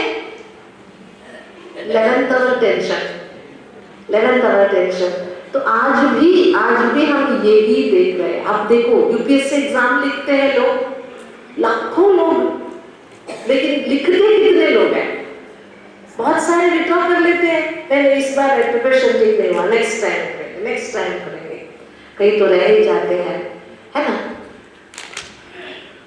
ये आप अगर आपको यूज हो तो ये भी आप यूज कर सकते हैं कि परमात्मा के विभिन्न भक्त, मतलब इसको हम ऐसे लेते हैं, जो मेरे पावर पॉइंट में था उसी को मैंने यहाँ लाया है, तो इसलिए भगवान को चाहने वाले 4 तरह के लोग हैं दुनिया में। इसका भी एक श्लोक है, श्लोक के आधार से ही लिया है। चतुर्विधा भजन दे ये जना सुकृतिनो अर्जुन आर्ता अर्थार्थी जिज्ञासु ज्ञानी च भरतर्षभ। आर्ता अर्थार्थी जिज्ञासु तथा ज्ञानी 4 तरह के लोग हैं। पता है आपको इसका अर्थ? आर्ता माना दुखी, आर्तनाद करने वाले, हर बात में चिल्लाने वाले, अरे मुझे साइकिल तक नहीं लिया, बाजू वाले को 2 गाड़ियां दे दी, ऐसे मतलब आर्तनाद करने वाले, ठीक है। दूसरे है अर्थार्थी, कुछ पाने के लिए कुछ देने वाले। मुझे ट्रेन में टिकट पक्का करा के दो तो 2 नारियल फोड़ूंगा मैं, ठीक है, अर्थार्थी। जिज्ञासु, लोग दुनिया में आपको बहुत तरह के लोग मिलेंगे, उनमें से एक तरह के लोग हैं जो हर जगह सत्संग में जाते हैं, उन लोग जानने की इच्छा रखते हैं, लेकिन गारंटी नहीं है कि चल भी पाते हैं। और चौथे हैं ज्ञानी। अगर हमें अपने मन को मैनेज करना है तो इनमें से हमें कौन बनना होगा? पूछिए, कौन बनना होगा? हम तो कह देते, उनसे पूछिए इनमें से कौन है और हमें बनना क्या है। आर्ता बनना है, अर्थार्थी बनना है, छोटी छोटी चीजों में हम खुश हो जाए, या जीवन में बहुत कुछ पाने के लिए, आगे बढ़ने के लिए हम ज्ञानी बने। आपको पता है, in the name of knowledge we are collecting information only. Eliot English का फेमस पोएट है, वो एक जगह कहता है, in the name of knowledge we are collecting information, information and information. ज्ञान के नाम से आजकल हम क्या करते जा रहे हैं? समाचार संग्रह करते जा रहे हैं। उसने ये कहा, इसने ये कहा, उसने ये, ठीक है, सभी ने सब कुछ कहा, तूने क्या किया? ज्ञान वो चीज है जो चलना सिखाता है, बनना सिखाता है, समझना सिखाता है। इसीलिए कहते हैं नहीं ज्ञानेन सदृशम पवित्रम यह विद्यते। ज्ञान के समान कोई चीज दुनिया में नहीं है। गीताचार्य's counseling relates to Sanatana, self, supreme and nature। और अच्छा, ये सारी चीजें नहीं डिटेल में नहीं जाएंगे। अच्छा, ये श्लोक सारे आपको मिल जाएंगे। ये भी योग के बारे में एक श्लोक है, बुद्धि युक्तो जहाति है ओबे सुकृत दुष्कृते तस्मात् योगा युज्यस्व योगः कर्मसु कौशलम। बहुत लोग बोलते हैं, मैंने नॉर्थ में भी सुना है, लेकिन बहुत गलत बोलते हैं इस श्लोक को। लास्ट सेंटेंस बोलिए, क्या है लास्ट सेंटेंस श्लोक का? पता नहीं क्या क्या बोल देते हैं उसको, ऐसे नहीं बोलिए। अगर बोलना है योगः कर्मसु कौशलम, योगः कर्मसु कौशलम, समत्व और कुशलता से कर्म करना, इसी को योग कहते हैं, है ना। अच्छा, ये सब आत्मा के बारे में पूरे श्लोक वगैरह है, डिटेल में आत्मा और परमात्मा के बारे में क्या क्या श्लोक है हम बता सकते हैं समदर्शी होने के लिए। समदर्शिता एक है इनसाइड आउट बैलेंसिंग, एक है बैलेंस विद नेचर, एक है खुद और खुदा के बीच में बैलेंस। ये चीजें समदर्शिता में बहुत कुछ बता सकते हैं हम, केवल बाह्य नहीं, भावना और विवेक में भी, माना विजडम और इमोशंस में भी बैलेंस होना बहुत जरूरी है। ऐसे बताते हुए विजडम कहाँ से मिलता है हमें? इमोशंस तो आत्मा के हैं, विजडम देने वाला कौन है? नॉलेज देने वाला कौन है? भगवान है। उसके साथ भी हमें बैलेंस बनाए रखना बहुत जरूरी है, उनसे कुछ सीखना भी जरूरी है।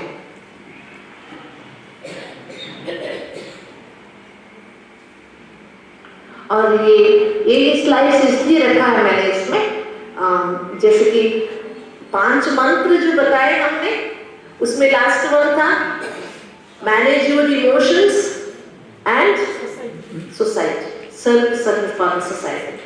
उसके लिए इमोशंस में गुस्सा भी एक आता है। आजकल की जो ज्वलंत समस्या है गुस्सा। मेरे पास इस साल है ना एक बच्चे की समस्या आई थी, कॉन्वेंट वालों ने रेफर किया था। 8 साल का बच्चा, उसे इतना गुस्सा आता था, उसने अपने टीचर के मुंह तोड़ दिए थे डस्टर मार के, नाक फट गया था। तो उस बच्चे को या तो डिबार करना था, उसका पापा दुबई में रहते थे, बच्चा क्रिश्चियन था, उसको स्कूल वालों ने मेरे पास भेजा। तो मैं उस बच्चे को समझाऊं कैसे, उसको ना कोंकणी और इंग्लिश के सिवा दूसरी भाषा नहीं आती थी और उसको समझाना था, और बेसिकली क्रिश्चियन था, इंडियन संस्कृति के बारे में तो पता नहीं था। थोड़ा बहुत थोड़ा करके 1 महीना लगा मुझे उसे समझाने में। पहले मैंने क्या किया पता है, उसको गुस्से को कंट्रोल, इतना गुस्सा आता था, घर में टीवी तोड़ देता हूँ, मोबाइल्स तोड़ देता था, फ्रिज तोड़ देता था गुस्से में आके। आपको पता है जब गुस्सा आता है ना, हमारे अंदर एक्स्ट्राऑर्डिनरी पावर आ जाता है। तो उस बच्चे को मैंने कहा या तो तुम फुटबॉल क्लास ज्वाइन करो या फिर तबला क्लास ज्वाइन करो। पहला दिन वो मेरे से बात नहीं किया, दूसरे दिन, तीसरे दिन, चौथे दिन थोड़ा सा बात करने लगा। तो बाद में उसने तबला क्लास ज्वाइन किया, अभी बहुत अच्छा तबला बजाता है। इस बात को अभी 8 महीना हो गए, जुलाई में आया था बच्चा मेरे पास, अभी अच्छा तबला बजाता है। 2 तबला तोड़ा उसने, फिर भी ठीक है, अब गुस्सा कंट्रोल में है। इससे बहुत अच्छी क्रिश्चियन कम्युनिटी की बहुत अच्छी सेवा हो गई। उस बच्चे को हमको थोड़ा पेशेंस रखना पड़ा उस बच्चे को समझाते समय, क्योंकि वो तो कोंकणी में बताना पड़ता था या तो इंग्लिश में, और उस छोटे से बच्चे से कम्युनिकेट करना थोड़ा कम मुश्किल ही था। फिर भी हम सफल हुए। इससे कॉन्वेंट में भी अच्छी सेवा हुई। अभी पता नहीं हर कॉन्वेंट स्कूल से इन्विटेशन मिल रहा है, आप हमारे स्कूल आओ, हमारे पेरेंट्स को और बच्चों को समझाओ। नहीं तो क्रिश्चियंस इतना आसानी से बुलाते नहीं है, उनकी अपनी एक दबदबा रहता है। लेकिन अभी हर फादर बुला रहा है, क्योंकि उस बच्चे के कारण बहुत अच्छी सर्विस हो गई। वो बच्चा पूरी तरह से गुस्से पे कंट्रोल कर पाया। सोचिए एक बच्चा कर सकता है तो बड़े को नहीं कर सकते, है ना। इसलिए ये थोड़ा सा एक आपको जरूरी है, ऐसी स्लाइड्स रखो। Anger is like a fire which burns you first. गुस्सा दूसरों को जलाता नहीं है, खुद को जलाता है। बहुत सारे एग्जाम्पल्स हम इसके बारे में दे सकते हैं, ठीक है। और ये बीच बीच में थोड़ा गीता है या कोई भी चीज है, मैं मान के चलती हूँ, मैं गीता भी कराती हूँ ना, बीच में मैं डेमोन्स्ट्रेशंस कराती हूँ, कुछ एक्सरसाइज कराती हूँ बैठे बैठे। 1.5 घंटे की गीता हो तो भी, क्योंकि केवल भाषण होने से ना लोगों के ऊपर से चला जाता है। थोड़ा सा प्रैक्टिकल कराओ। मेरे 1, 2, 3 एक्सरसाइज फिक्स है, उसको मैं कराती हूँ। जैसे कि हेलो सलाम नमस्ते कराती हूँ मैं, वो सुना होगा आप लोगों ने, बहुतों ने, तो मैंने बहुत बार कराया भी है। और ये है हम किस तरह के श्रोता है। गीता जब सुनाई गई थी तो कितने लोगों ने सुना था? हनुमान जी, अर्जुन, संजय, धृतराष्ट्र, 4 लोगों ने सुना था। भीष्म पितामह सुनने वाले थे, सुन नहीं पाए थे, ठीक है। और हम कौन है इनमें से? पूछिए हम कौन है? आप बता सकेंगे आप कौन है इनमें से?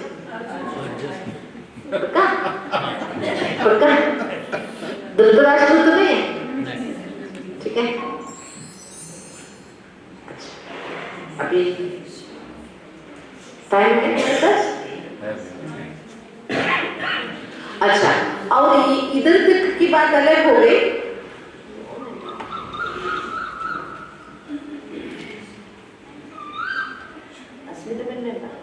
फंक्शन में ये जो मैं आपके सामने दूसरी दे रही हूँ आपको, ये आप कहाँ भी करा सकते हैं, इसको आप यूज कर सकते हैं।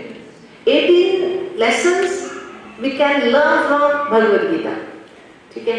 एक सेंटेंस में एक एक अध्याय का जिस्ट है। आपको पता है गीता में कितने अध्याय हैं? 18 अध्याय।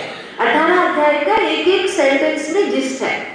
उसको मैं आपके सामने बोलती जाऊंगी, ज्यादा एक्सप्लेन नहीं करूंगी, लेकिन आप कर सकते हैं उसको अच्छी तरह से देख के।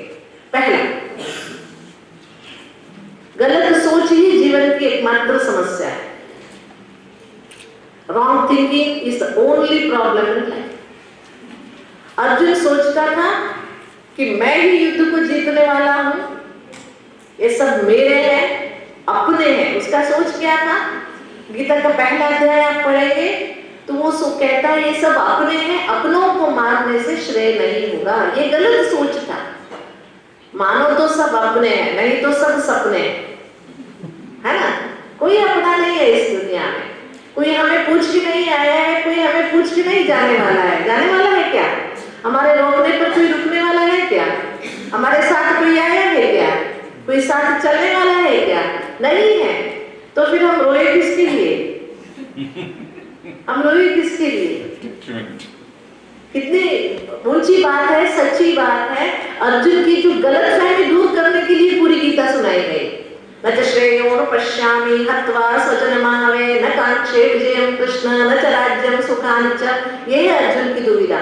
ये सब अपने हैं, इनको मारने से श्रेय नहीं होगा। ये सब श्लोक आप मत बोलिए, आप इतना ही बोलिए, इसको एक्सप्लेन कीजिए आप, बस ये भी काफी है। जब बहुत सारे बुद्धिमान होते हैं उनके बीच में आप इसको गीता के पहले अध्याय का जिससे उसका गलत सोच, वो केवल अपने खून के रिश्तेदारों को अपना मानता था। जब एक राजा के लिए पूरी अपनी राज्य में जितने भी है सब अपने होने चाहिए, लेकिन उसकी जो गलत सोच थी, मेरे खून के रिश्तेदार ही मेरे हैं, जिसके कारण वो दुविधा में पड़ गया। ठीक है ना? इसको एक्सप्लेन करते जाइए। इसके लिए भगवान ने उसको अलग रास्ता बताया। सेकेंड वन, सही समझ ही सर्व समस्याओं का संपूर्ण समाधान है। आपको पता हो दूसरे अध्याय में आत्मज्ञान है। क्या है? पूरी तरह से आत्मज्ञान। Right knowledge is the ultimate solution to all our problems. आप अटेंशन दीजिए। Right knowledge, only not only knowledge but right knowledge. क्योंकि अब तक तो हम बहुत सारे ज्ञान सुनते आए, लेकिन वो सही नहीं था, जिसके कारण हम भटक गए। सही ज्ञान मिलने से क्या होगा? अच्छा, बहुत देर से सुन रहे हैं, मैं एक्सरसाइज कराऊं आपको? ठीक है? ये है हेलो, ये है सलाम, ये है नमस्ते। देखा आप सभी ने? जैसे मैं बोलूंगी वैसे करना है आप सभी।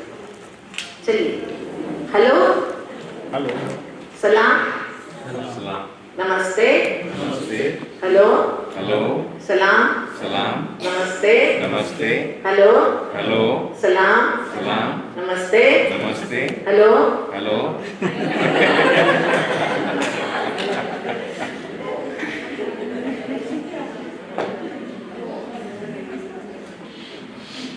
इसको आप लिसनिंग इंप्रूवमेंट में ले सकते हैं। एग्जाम्पल को हम देखते हैं, सुनते कम है आजकल। हमारा इंप्रेशन ज्यादा क्या होता है? देखने में, सुनने में कम। और हमारी फिलॉसफी कहती है, if you want to become a good leader you must be a good listener. If you want to become a good leader you must be a good listener. पहले अच्छा सुनना सीखो, तभी आप अच्छा बन सकोगे। अगर सुनने की ताकत कम हो गई, आपको पता होगा जब हमें कम सुनाई देता है ना तो हमारे शरीर का बैलेंस बिगड़ जाता है। आपको पता है जब कानों में प्रॉब्लम होता है तो शरीर का बैलेंस बिगड़ जाता है, गिर जाते हैं, पीछे से गिर जाते हैं। मीन्स सुनना शरीर के लिए भी इम्पोर्टेंट है और आत्मा के लिए भी सुनना इम्पोर्टेंट है। बाबा हमको पहले क्या इंप्रूव कराते हैं? लिसनिंग। मुरली सुन सुन के हम पक्के होते जा रहे हैं। बाबा ने दिखाया कुछ नहीं, सुनाया बहुत कुछ, है कि नहीं है? बाबा हमें दुनिया का लीडर लक्ष्मी नारायण बनाना चाहता है, तो लीडर बनने के लिए बाबा ने क्या विधि अपनाई? सुनो। क्या सुनो? जो मैं कहता हूं वो सुनो।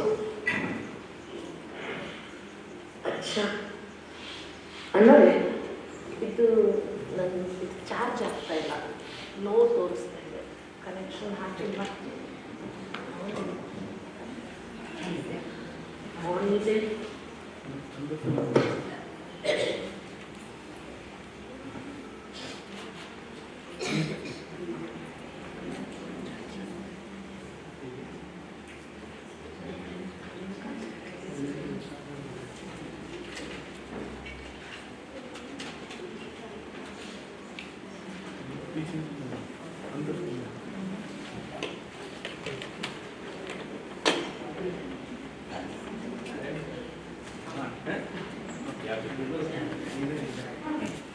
लूज कनेक्शन था। ठीक है, अभी फ्रेश है, किसी को नींद तो नहीं आ रही है? अब 10-15 मिनट में खत्म होगा। फ्रेश है सभी? जी। आगे करें? बोर तो नहीं हो रहे? नहीं। कोई बोर हो रहा है तो वही जोक सुना दीजिए। जो बोर हो रहा है, जिसको नींद आ रहा है, वही एक जोक सुना दीजिए खड़े होकर, तो सभी हंस लेंगे। किसी को नींद आ रही है? नहीं ना?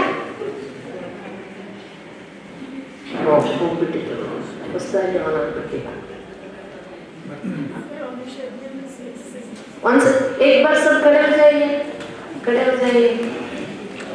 ठीक है, एक कोई गीत बजा देंगे, 2 मिनट एक्सरसाइज कर देंगे।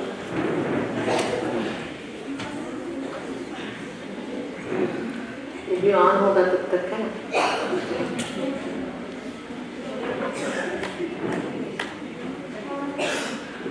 आप लोग रोज टीचर्स बहनों से मेरा प्रश्न है कि रोज एक्सरसाइज करते हो सेंटर में?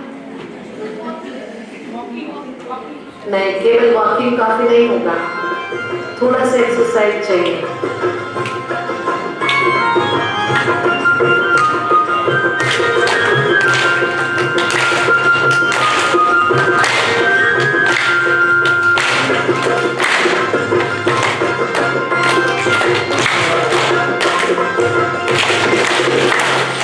सागर को जब से मिला है, सागर को जब से मिला है, ज्ञान रत्नों के नाम भरा है, तेरा ज्ञान बाबा किसने पाया, तेरा ज्ञान बाबा किसने पाया, जिंदगी को बदलने लगा है, सागर को जब से मिला है, ज्ञान रत्नों से दामन भरा है, ज्ञान रत्नों से दामन भरा है।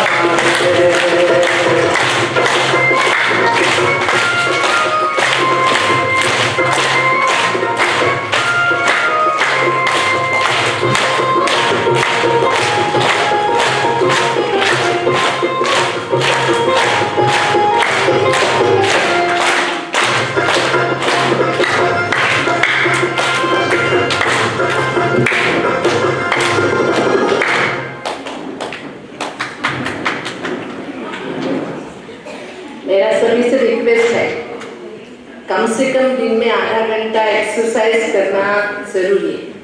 वॉकिंग तो कीजिए, लेकिन वॉकिंग करते समय टॉकिंग मत कीजिए, बातें मत कीजिए, और साथ में एक्सरसाइज करना। शरीर के स्पेशली आपको पता हो 40 साल के उम्र के बाद शरीर के मसल्स को एक्सरसाइज की बहुत ज्यादा जरूरत होती है, जो हम नहीं देते हैं, जिसके कारण डायबिटीज आसानी से घर कर लेता है। इसलिए बीपी तो आता ही है, वो हमारा फ्रेंड है ना। इसलिए एक्सरसाइज इंपॉर्टेंट, आधा घंटा। आजकल आपके पास मोबाइल है, बीके डायबिटिक एक्सरसाइज टाइप कीजिए, आपको इतना अच्छा एक्सरसाइज मिलेगा, जो गीतों के साथ एक्सरसाइज, सिंपल एक्सरसाइज, आपको पता नहीं चलेगा आधा घंटा कैसे बीत गया। बीके डायबिटिक एक्सरसाइज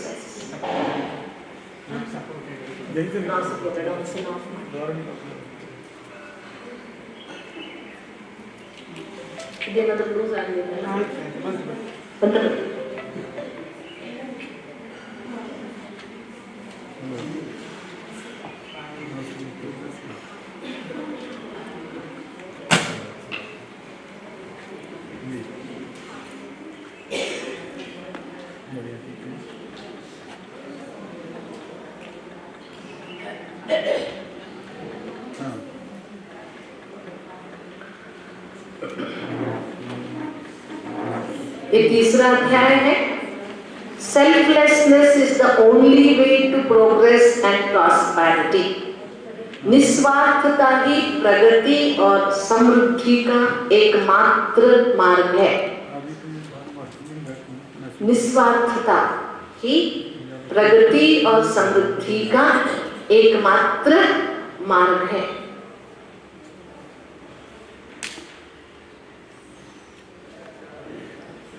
इसके बारे में मैं ज्यादा बोलूं ये जरूरी नहीं समझती हूँ मैं। सब केस है, सब इसको एक्सप्लेन कर सकते हैं।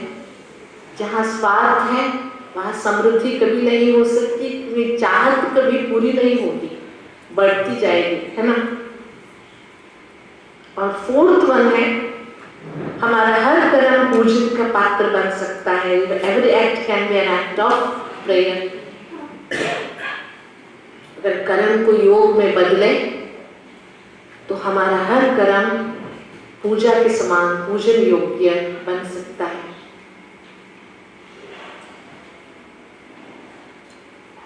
एक एक अध्याय के जिस्ट है, सार है। कर्म पर फोकस करना चाहिए, कर्म श्रेष्ठ बने। और फिफ्थ वन है, व्यक्तिगत अहंकार को त्याग, अनंत आनंद में मगन रहो। Renounce the ego of individuality and rejoice in the bliss of infinity. व्यक्तिगत अहंकार को त्याग, अनंत आनंद में मगन रहो। एक आपको पता होगा, आपने सुना भी होगा, रविंद्रनाथ टैगोर जी जब ये जनगण मन लिख रहे थे, आपको पता है ये हमारा राष्ट्रगान है, लेकिन ये राष्ट्रगान बनने के पहले ब्रिटिश के राजा इंडिया आ रहे थे, उनके गुणगान में एक गीत लिखना था। रविंद्रनाथ टैगोर जी को कहा गया था कुछ लिखने के लिए। आपको पता है वो बहुत रिच बैकग्राउंड से आते हैं, उनका खुद का बोट हाउस था, तो बोट हाउस में बैठे थे, चांदनी की रात थी, एक मोमबत्ती जला के रखे थे ताकि लिख सकूं। घंटा भर हो गया, एक सेंटेंस, एक वाक्य भी याद नहीं आया उनको। बाद में सोचा शायद आज कुछ सूझता ही नहीं है, इसलिए उन्होंने मोमबत्ती को बुझा दिया और खुले आसमान को देखते निहारते ऐसे ही चांदनी रात में बैठे हुए थे। जैसे उन्होंने कैंडल को बुझाया ना, उनके मन में इतने सुंदर सुंदर शब्द, सुंदर सुंदर वाक्य आने लगे। उसको चांदनी रात में उन्होंने लिखा, जो आज हमारा राष्ट्रगान है। और वो लिखने के बाद वो लिखते हैं अपने लाइफ हिस्ट्री में, इतनी सुंदर चांदनी को एक छोटे से कैंडल ने देखने के लिए मेरे आंखों में पर्दे डाल दिए थे। मैं रोशनी, चांदनी की रोशनी का आनंद ही नहीं ले पा रहा था, जबकि ये कैंडल जल रहा था। जब ये कैंडल बुझ गया तो पूरी रोशनी दिखने लगी, तो मेरा दिमाग खुल गया। और वो कहते हैं मानव जीवन में भी असीम आनंद है। इस आनंद की अनुभूति करने के लिए हमारी ही अज्ञानवश जो अहंकार है वो आड़े आ जाता है, जिसके कारण से मानव जीवन की असीम आनंद की अनुभूति हम नहीं कर पाते। बहुत सुंदर एग्जाम्पल है। तो हमारे जीवन में अगर ईगो है, ईगो को साउथ का एक बहुत सुंदर साधक है रमन महर्षि, उन्होंने कैसे एक्सप्लेन किया है पता है? EGO है ना, 3 अक्षर। Edjing God out, Edjing God out, माना जब भगवान को किनारा कर देते, सोचते मैं ही मैं हूं, तब अहंकार आ जाता है कि जैसे हिरण्यकशिपु था, मैं ही मैं हूं, सब कुछ मेरे बिना कुछ नहीं चलता। इसलिए गीता के चैप्टर का ये 5वां है कि आनंद की अनुभूति करने के लिए क्या करना पड़ेगा। 6th one, connect to the higher consciousness daily, रोज सर्वोच्च चेतना के साथ जुड़ जाओ। रोज सर्वोच्च चेतना के साथ जुड़ जाओ। और 7th वन है, जो सीखा है उसे जियो, लिव व्हाट यू लर्न। जो सीखा है ना उसे जीना सीखो। हम सीखते बहुत कुछ है लेकिन जीना भूल जाते हैं। यही होता है ना, ब्रह्मा कुमारियों को भी अप्लाई होता है। हम सीखते सिखाते बहुत कुछ है लेकिन जीना भूल जाते हैं। और मैं तो यही सोचती हूँ, हम भाई बहनों को सिखाते हैं लेकिन जीने के लिए हमारे लिए भी यही तो एक जिंदगी है ना। हमारे लिए अलग जिंदगी मिलेगी क्या फिर भगवान के साथ जीने के लिए? नहीं है ना। इसलिए जितना सीखना सिखाना है वो तो बाबा ने एक सेवा दे रखी है, लेकिन इम्पोर्टेंट जीना है। हमें पहले जीना है, बाद में हमें सिखाना है। ये इम्पोर्टेंट है संगम युग में। 8वां, never give up on yourself. हमेशा अपने विश्वास और सिद्धांतों पर अड़िग रहो। गिव अप नहीं करो, नहीं मेरे से नहीं होगा, कभी नहीं सोचो। अपने विश्वास और सिद्धांतों पर अड़िग रहो।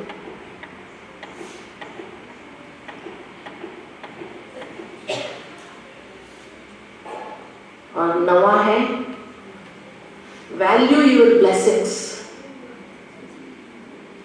दुआओं का मान रखो। एक्चुअली जीवन भी एक दुआ है कि नहीं है? सोचिए, जो मिला है उसका मान रखो, जो नहीं है उसका नहीं सोचो, जो है उसका मान रखो ना। जिंदगी भरपूर खुशी देगी, भरपूर। वैल्यूज, इसके 9वां चैप्टर है विभूति योग के पहले वाला। मैं देख के बताऊं नाम क्या है?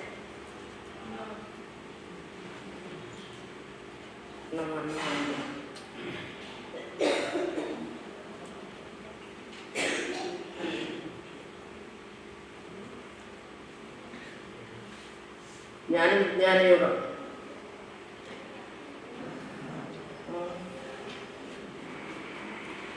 इसमें ज्ञान की बातें कही है भगवान ने, ज्ञान और विज्ञान की बातें हैं।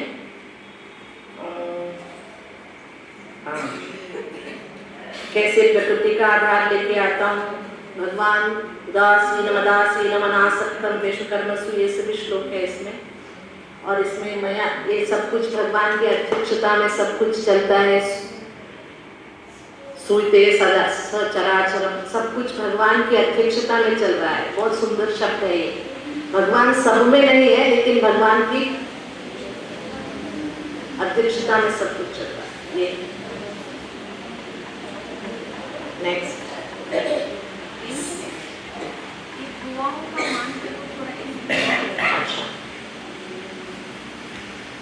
इसमें आप दुआओं का मान रखो। माना दुनिया क्या कहती है? जीवन जन्म माँ बाप ने दिया लेकिन जीवन भगवान ने दिया। मानना ये है, जीवन दिया किसने? भगवान ने। और ये जीवन भगवान की दुआ है।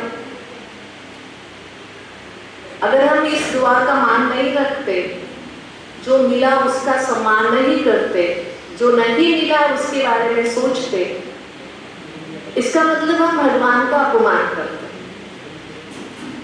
अगर सोचिए, एक स्टेज में दीदियां बैठी है, आपको एक चीज मिली, इनको एक चीज मिली, आप चाहेंगे उनको जो मिले वो मुझे मिले। इसका मतलब आपने दीदी का अपमान किया। दीदी ने प्यार से आपको जो चीज दिया था उसका आपने सम्मान नहीं किया। सोच के दिया होगा, आपको एक चीज दिया तो आपके बारे में सोच के, ऐसे भगवान ने जो मुझे दिया है उसका अगर मैं सम्मान रखूंगी तो और जो चाहिए वो भगवान मुझे दे देगा। कहते हैं ना, हमारी वांट्स पूरे नहीं हो सकते लेकिन हमारे नीड्स तो पूरे होंगे ही, वो भगवान करेगा ही। लेकिन पहले जो मिला है उसका तो सम्मान करो ना। जो हम क्या करते हैं, जो नहीं है उसके बारे में सोचते हैं, जो है उसके बारे में हम नहीं सोचते। जो है उसके बारे में सोचते तो हम बहुत खुश रह सकते हैं। और दुनिया में कहावत है, आपको पता है, मेरी गाड़ी की वैल्यू कब कम होती है, जब बाजू वाला मेरे से ज्यादा कीमत वाला गाड़ी ले लेता है ना, तब मेरी गाड़ी की वैल्यू कम हो जाती है। हम दूसरे से कंपेयर करते, ठीक है, क्लियर। नेक्स्ट, सी डिविनिटी ऑल अराउंड। हर तरफ दिव्यता देखो, हर तरफ दिव्यता देखो।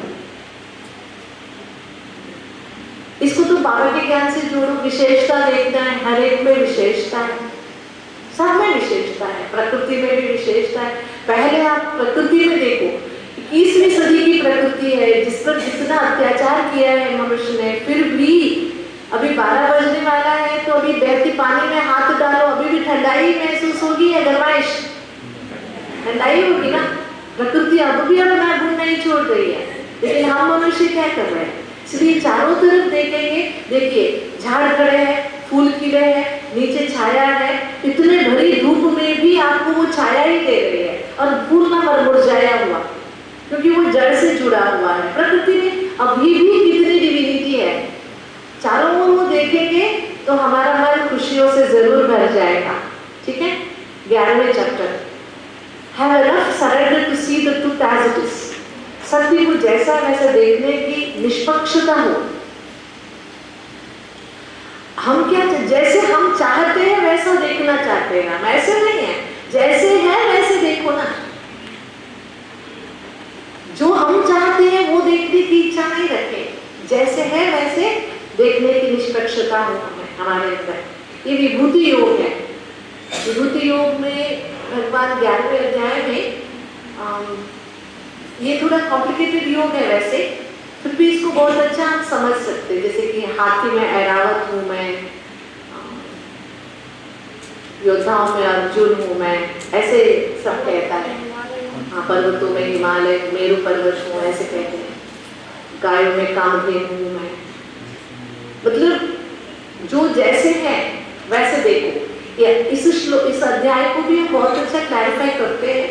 भगवान ने ये नहीं कहा सब गायों में मैं हूँ, नहीं कहा। भगवान ने कहा मैं सब गायों में से कामधेनु हूँ। इसका मतलब भगवान ये है, आप अगर संस्कृत ग्रामर जानते हैं ना, व्याकरण में एक अलंकार करके आता है, आप सुने हैं?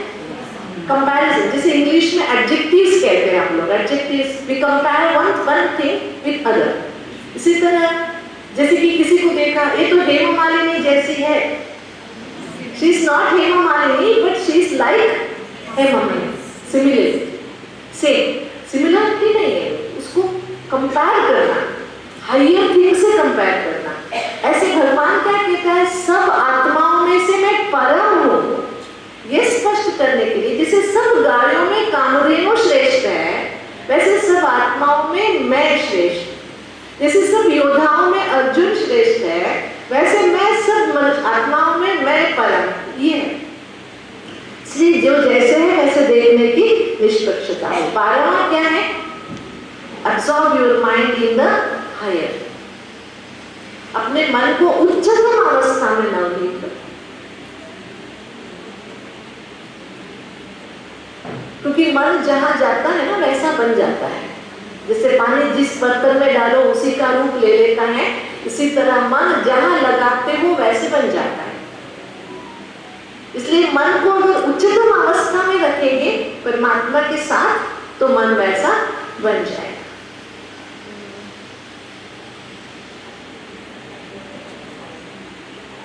और 13वां है, detach from maya and attach to divine. Gita में भी माया शब्द का उपयोग है। वो माया, मन की इच्छा को माया कहते हैं, लेकिन बाबा हमको कहा है कि 5 विकारों के सूक्ष्म रूप को माया है। इसलिए माया को हम यहाँ एक्सप्लेन कर सकते हैं कि मन की कमजोरी का एक, मन में जो विकार प्रवेश हो जाते हैं, आत्मा के मूल वैल्यू में जब अहंकार वो हो जाता है। जैसे कि काम में विकार आ गया तो काम विकार हो गया। कामनाएं खराब नहीं है, लेकिन कामनाओं में जब देहाभिमान आ गया वो काम विकार बन जाता है। इसी तरह और दिव्यता को अपना। और 14वां है, live a lifestyle that matches your vision। अच्छी तरह से एक्सप्लेन कर सकते हैं।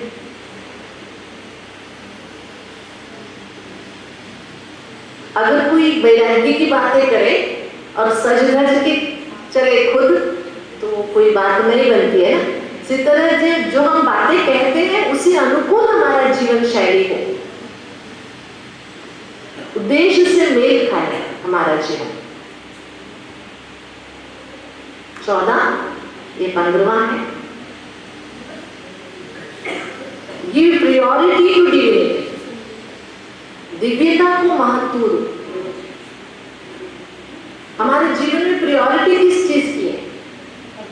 लौकिकता की, भौतिकता की, आर्थिकता की या दिव्यता? हाँ, होनी चाहिए दिव्यता। हर चीज में दिव्यता देखें। हाँ? 14 भौतिकता, लौकिकता, आर्थिकता या दिव्यता। दिव्यता को महत्व, ठीक है। और 16 है ये देवासुर संपद विभाग योग, नहीं ये गुणत्रय विभाग योग है। नहीं, देवासुर संपद, yes. Being good is a reward in itself. उदात्त रहना ही अपने आप में एक पुरस्कार है। कितनी सुंदर बात है। कोई हमें रिवॉर्ड दे ना दे, अगर हम उदात्त है तो हम अपने आप में रिवॉर्डेड है। हम सदैव कहते हैं ना, आजकल दुनिया में एप्रिसिएशन की प्रॉब्लम है। ऑफिसर्स में तो बहुत ज्यादा, जो अच्छा काम करता है उसको कोई नहीं कहता अच्छा काम करता है, और ही काम दे देते हैं उसको, है कि नहीं है? जो काम करने वाला होता है उसको काम और दे देते हैं। ये नहीं कहते कि शाबाश तुमने अच्छा काम किया। इसके लिए भी हम एक्सरसाइज कराते हैं। जब ये आता है, एक राइट हैंड आगे करो और पीछे वाह वाह वाह वाह वाह, और बाद में हम उनको ये समझाते हैं कि दोनों हाथों से ये करने से ना शोल्डर पेन कम हो जाता है। 2 बेनिफिट है। ऐसे करने से, ये उठा के ऐसे करने से ना, ऐसे ये शोल्डर पेन है ना, ये कम हो जाता है। आजकल कंप्यूटर से काम करते हैं तो ज्यादा क्या आ जाता है, शोल्डर पेन ज्यादा आता है। तो इसके लिए भी अच्छा है। और रोज एक बार खुद को अवार्ड दे दो, वाह तूने आज बहुत अच्छा काम किया, तूने आज बहुत अच्छा काम किया। कोई करे ना करे, हम खुद को जरूर अवार्ड दें। ऐसे सोचिए, आप जो कहते हो ना उसके साथ एक एक्सरसाइज उनको जरूर कराए, ताकि वो बात उनको एक्सरसाइज के, क्योंकि मनुष्य आत्मा में एसोसिएटेड मेमोरीज स्ट्रॉन्ग होते हैं। मैं आपको बताऊं, आप बताइए मुझे, कुत्ते को देखते आपको क्या याद आता है? मुझे क्या याद आता है पता है? कुत्ते को देखते मुझे सिंडिकेट बैंक याद आता है। क्यों? उसका कारण है, मैं छोटी थी, पापा के साथ उनके ऑफिस जाती थी। पापा के ऑफिस के सामने सिंडिकेट बैंक था। हमको उन दिनों पता नहीं था बैंक क्या चीज होता है। आजकल तो बच्चों को पता है बैंक, हमको पता नहीं था। हम पूछते थे, बाबा ये बैंक क्या चीज है? वो कहते थे वहां पैसे देते, पैसे लेते, उसको बैंक कहते हैं। छोटे थे आप, समझो 2री-3री कक्षा में थे।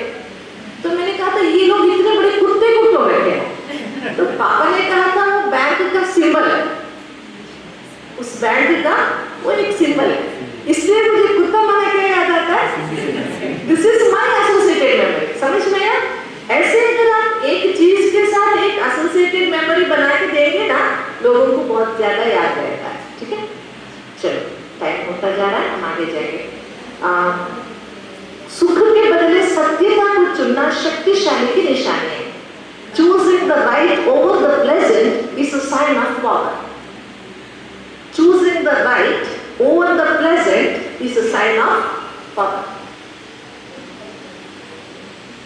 मैं आपको पूछूं, आपके सामने समोसे बना के रखे हैं, इधर सलाद बना के रखे हैं, वेजिटेबल सलाद, आप क्या खाएंगे?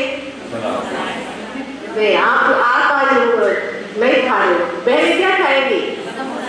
समोसे, है ना?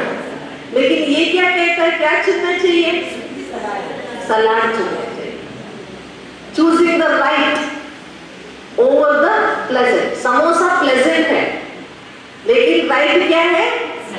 सलाड है। ठीक है, इसलिए choosing the right over the pleasant is a sign of power. Samosa खाने से क्या टेस्ट है, लेकिन शरीर के लिए समोसा अच्छा है या सलाद?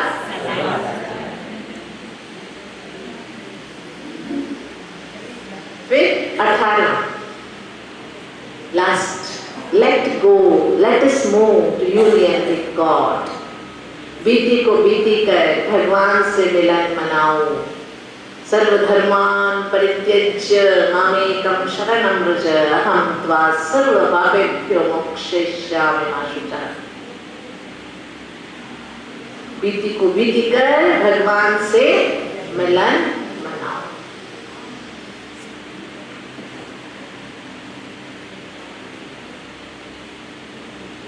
वो करो।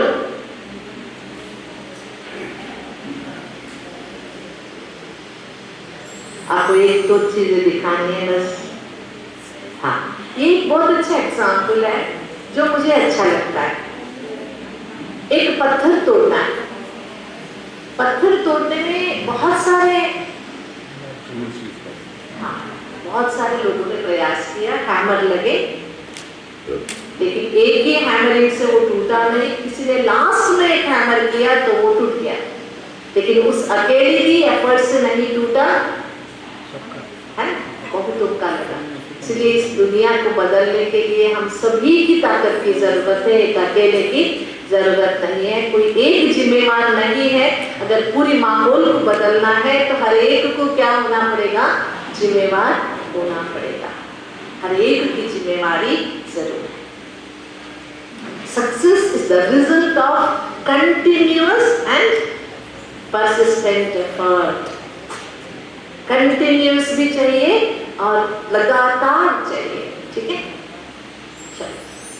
हाँ, ये मेरा फेवरेट एग्जाम्पल है, मैं कई बार कहती हूँ, आप सुन लीजिए, देख लीजिए। एक व्यक्ति सवेरे सवेरे नाई की दुकान गया। नाई जानते हो ना? और उसके सिर पर कितने बाल थे? और नाई को गुस्सा आया। उसने पूछा क्या करूं, कट करूं या काउंट करूं, गिनती करूं या काट दूं? तो बुजुर्ग मुस्कुराते हुए बोला, भैया रंग दो। क्या करो? बाल कितने थे? मैसेज क्या है? Whatever you have with you, keep smiling. कुछ भी है, नहीं है, जैसे भी है, मुस्कुराते रहिए। नहीं है बाल पूरा खाली, इससे अच्छा है ना आर्ट तो है कि नहीं है? इसलिए कीप स्माइलिंग, जो है उसमें मुस्कुराते रहिए। अच्छा, ये सारे छोड़ देंगे, ये सारी लास्ट में ये एग्जाम्पल तो आपने देखा होगा, देखा?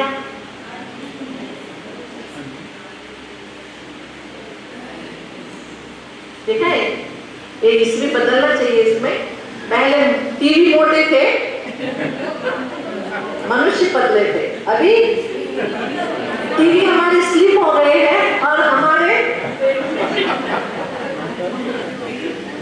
ये सब बीच में थोड़ा सा हल्कापन लाने के लिए। और आजकल हमारी लाइफस्टाइल क्या हो गई है, हमें बदलना क्या है?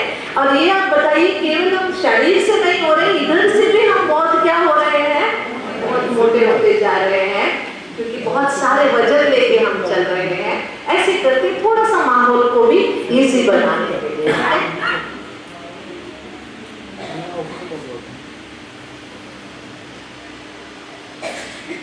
एक एग्जाम्पल दिखाना है बस।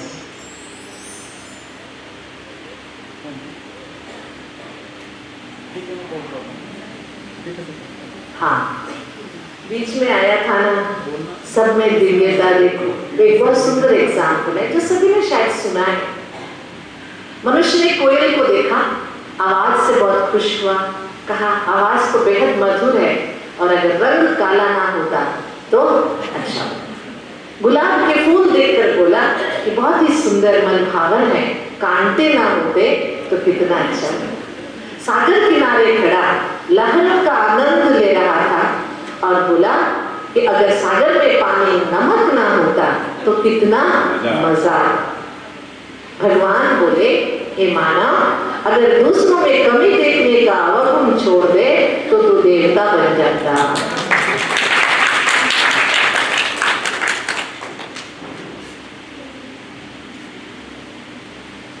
इसलिए हंसते रहिए, मुस्कुराते रहिए, पता नहीं कब तक दांत साधते रहिए। बाद में हंसने के लिए सोचना पड़ेगा, दांत नहीं है तो मुंह खोलने के लिए भी क्या करना पड़ेगा, सोचना पड़ेगा। इसलिए हंसते रहिए, मुस्कुराते रहिए और manage your mind, manage your life. Okay, ठीक है। ओम शांति।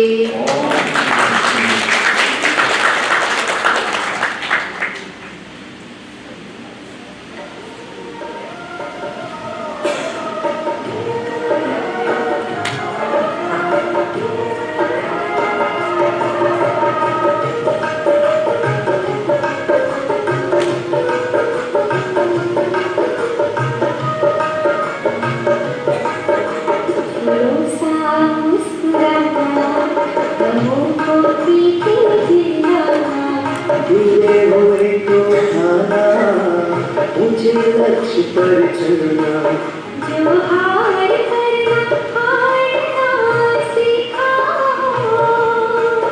उसे कहते हैं जिंदगी, उसे कहते हैं जिंदगी। दुखों को खुशी में बदले, प्रेम में मचले, खुद को राहों पे संभाले, कर दे जीवन जाने, आसान बना दे मुश्किल को जो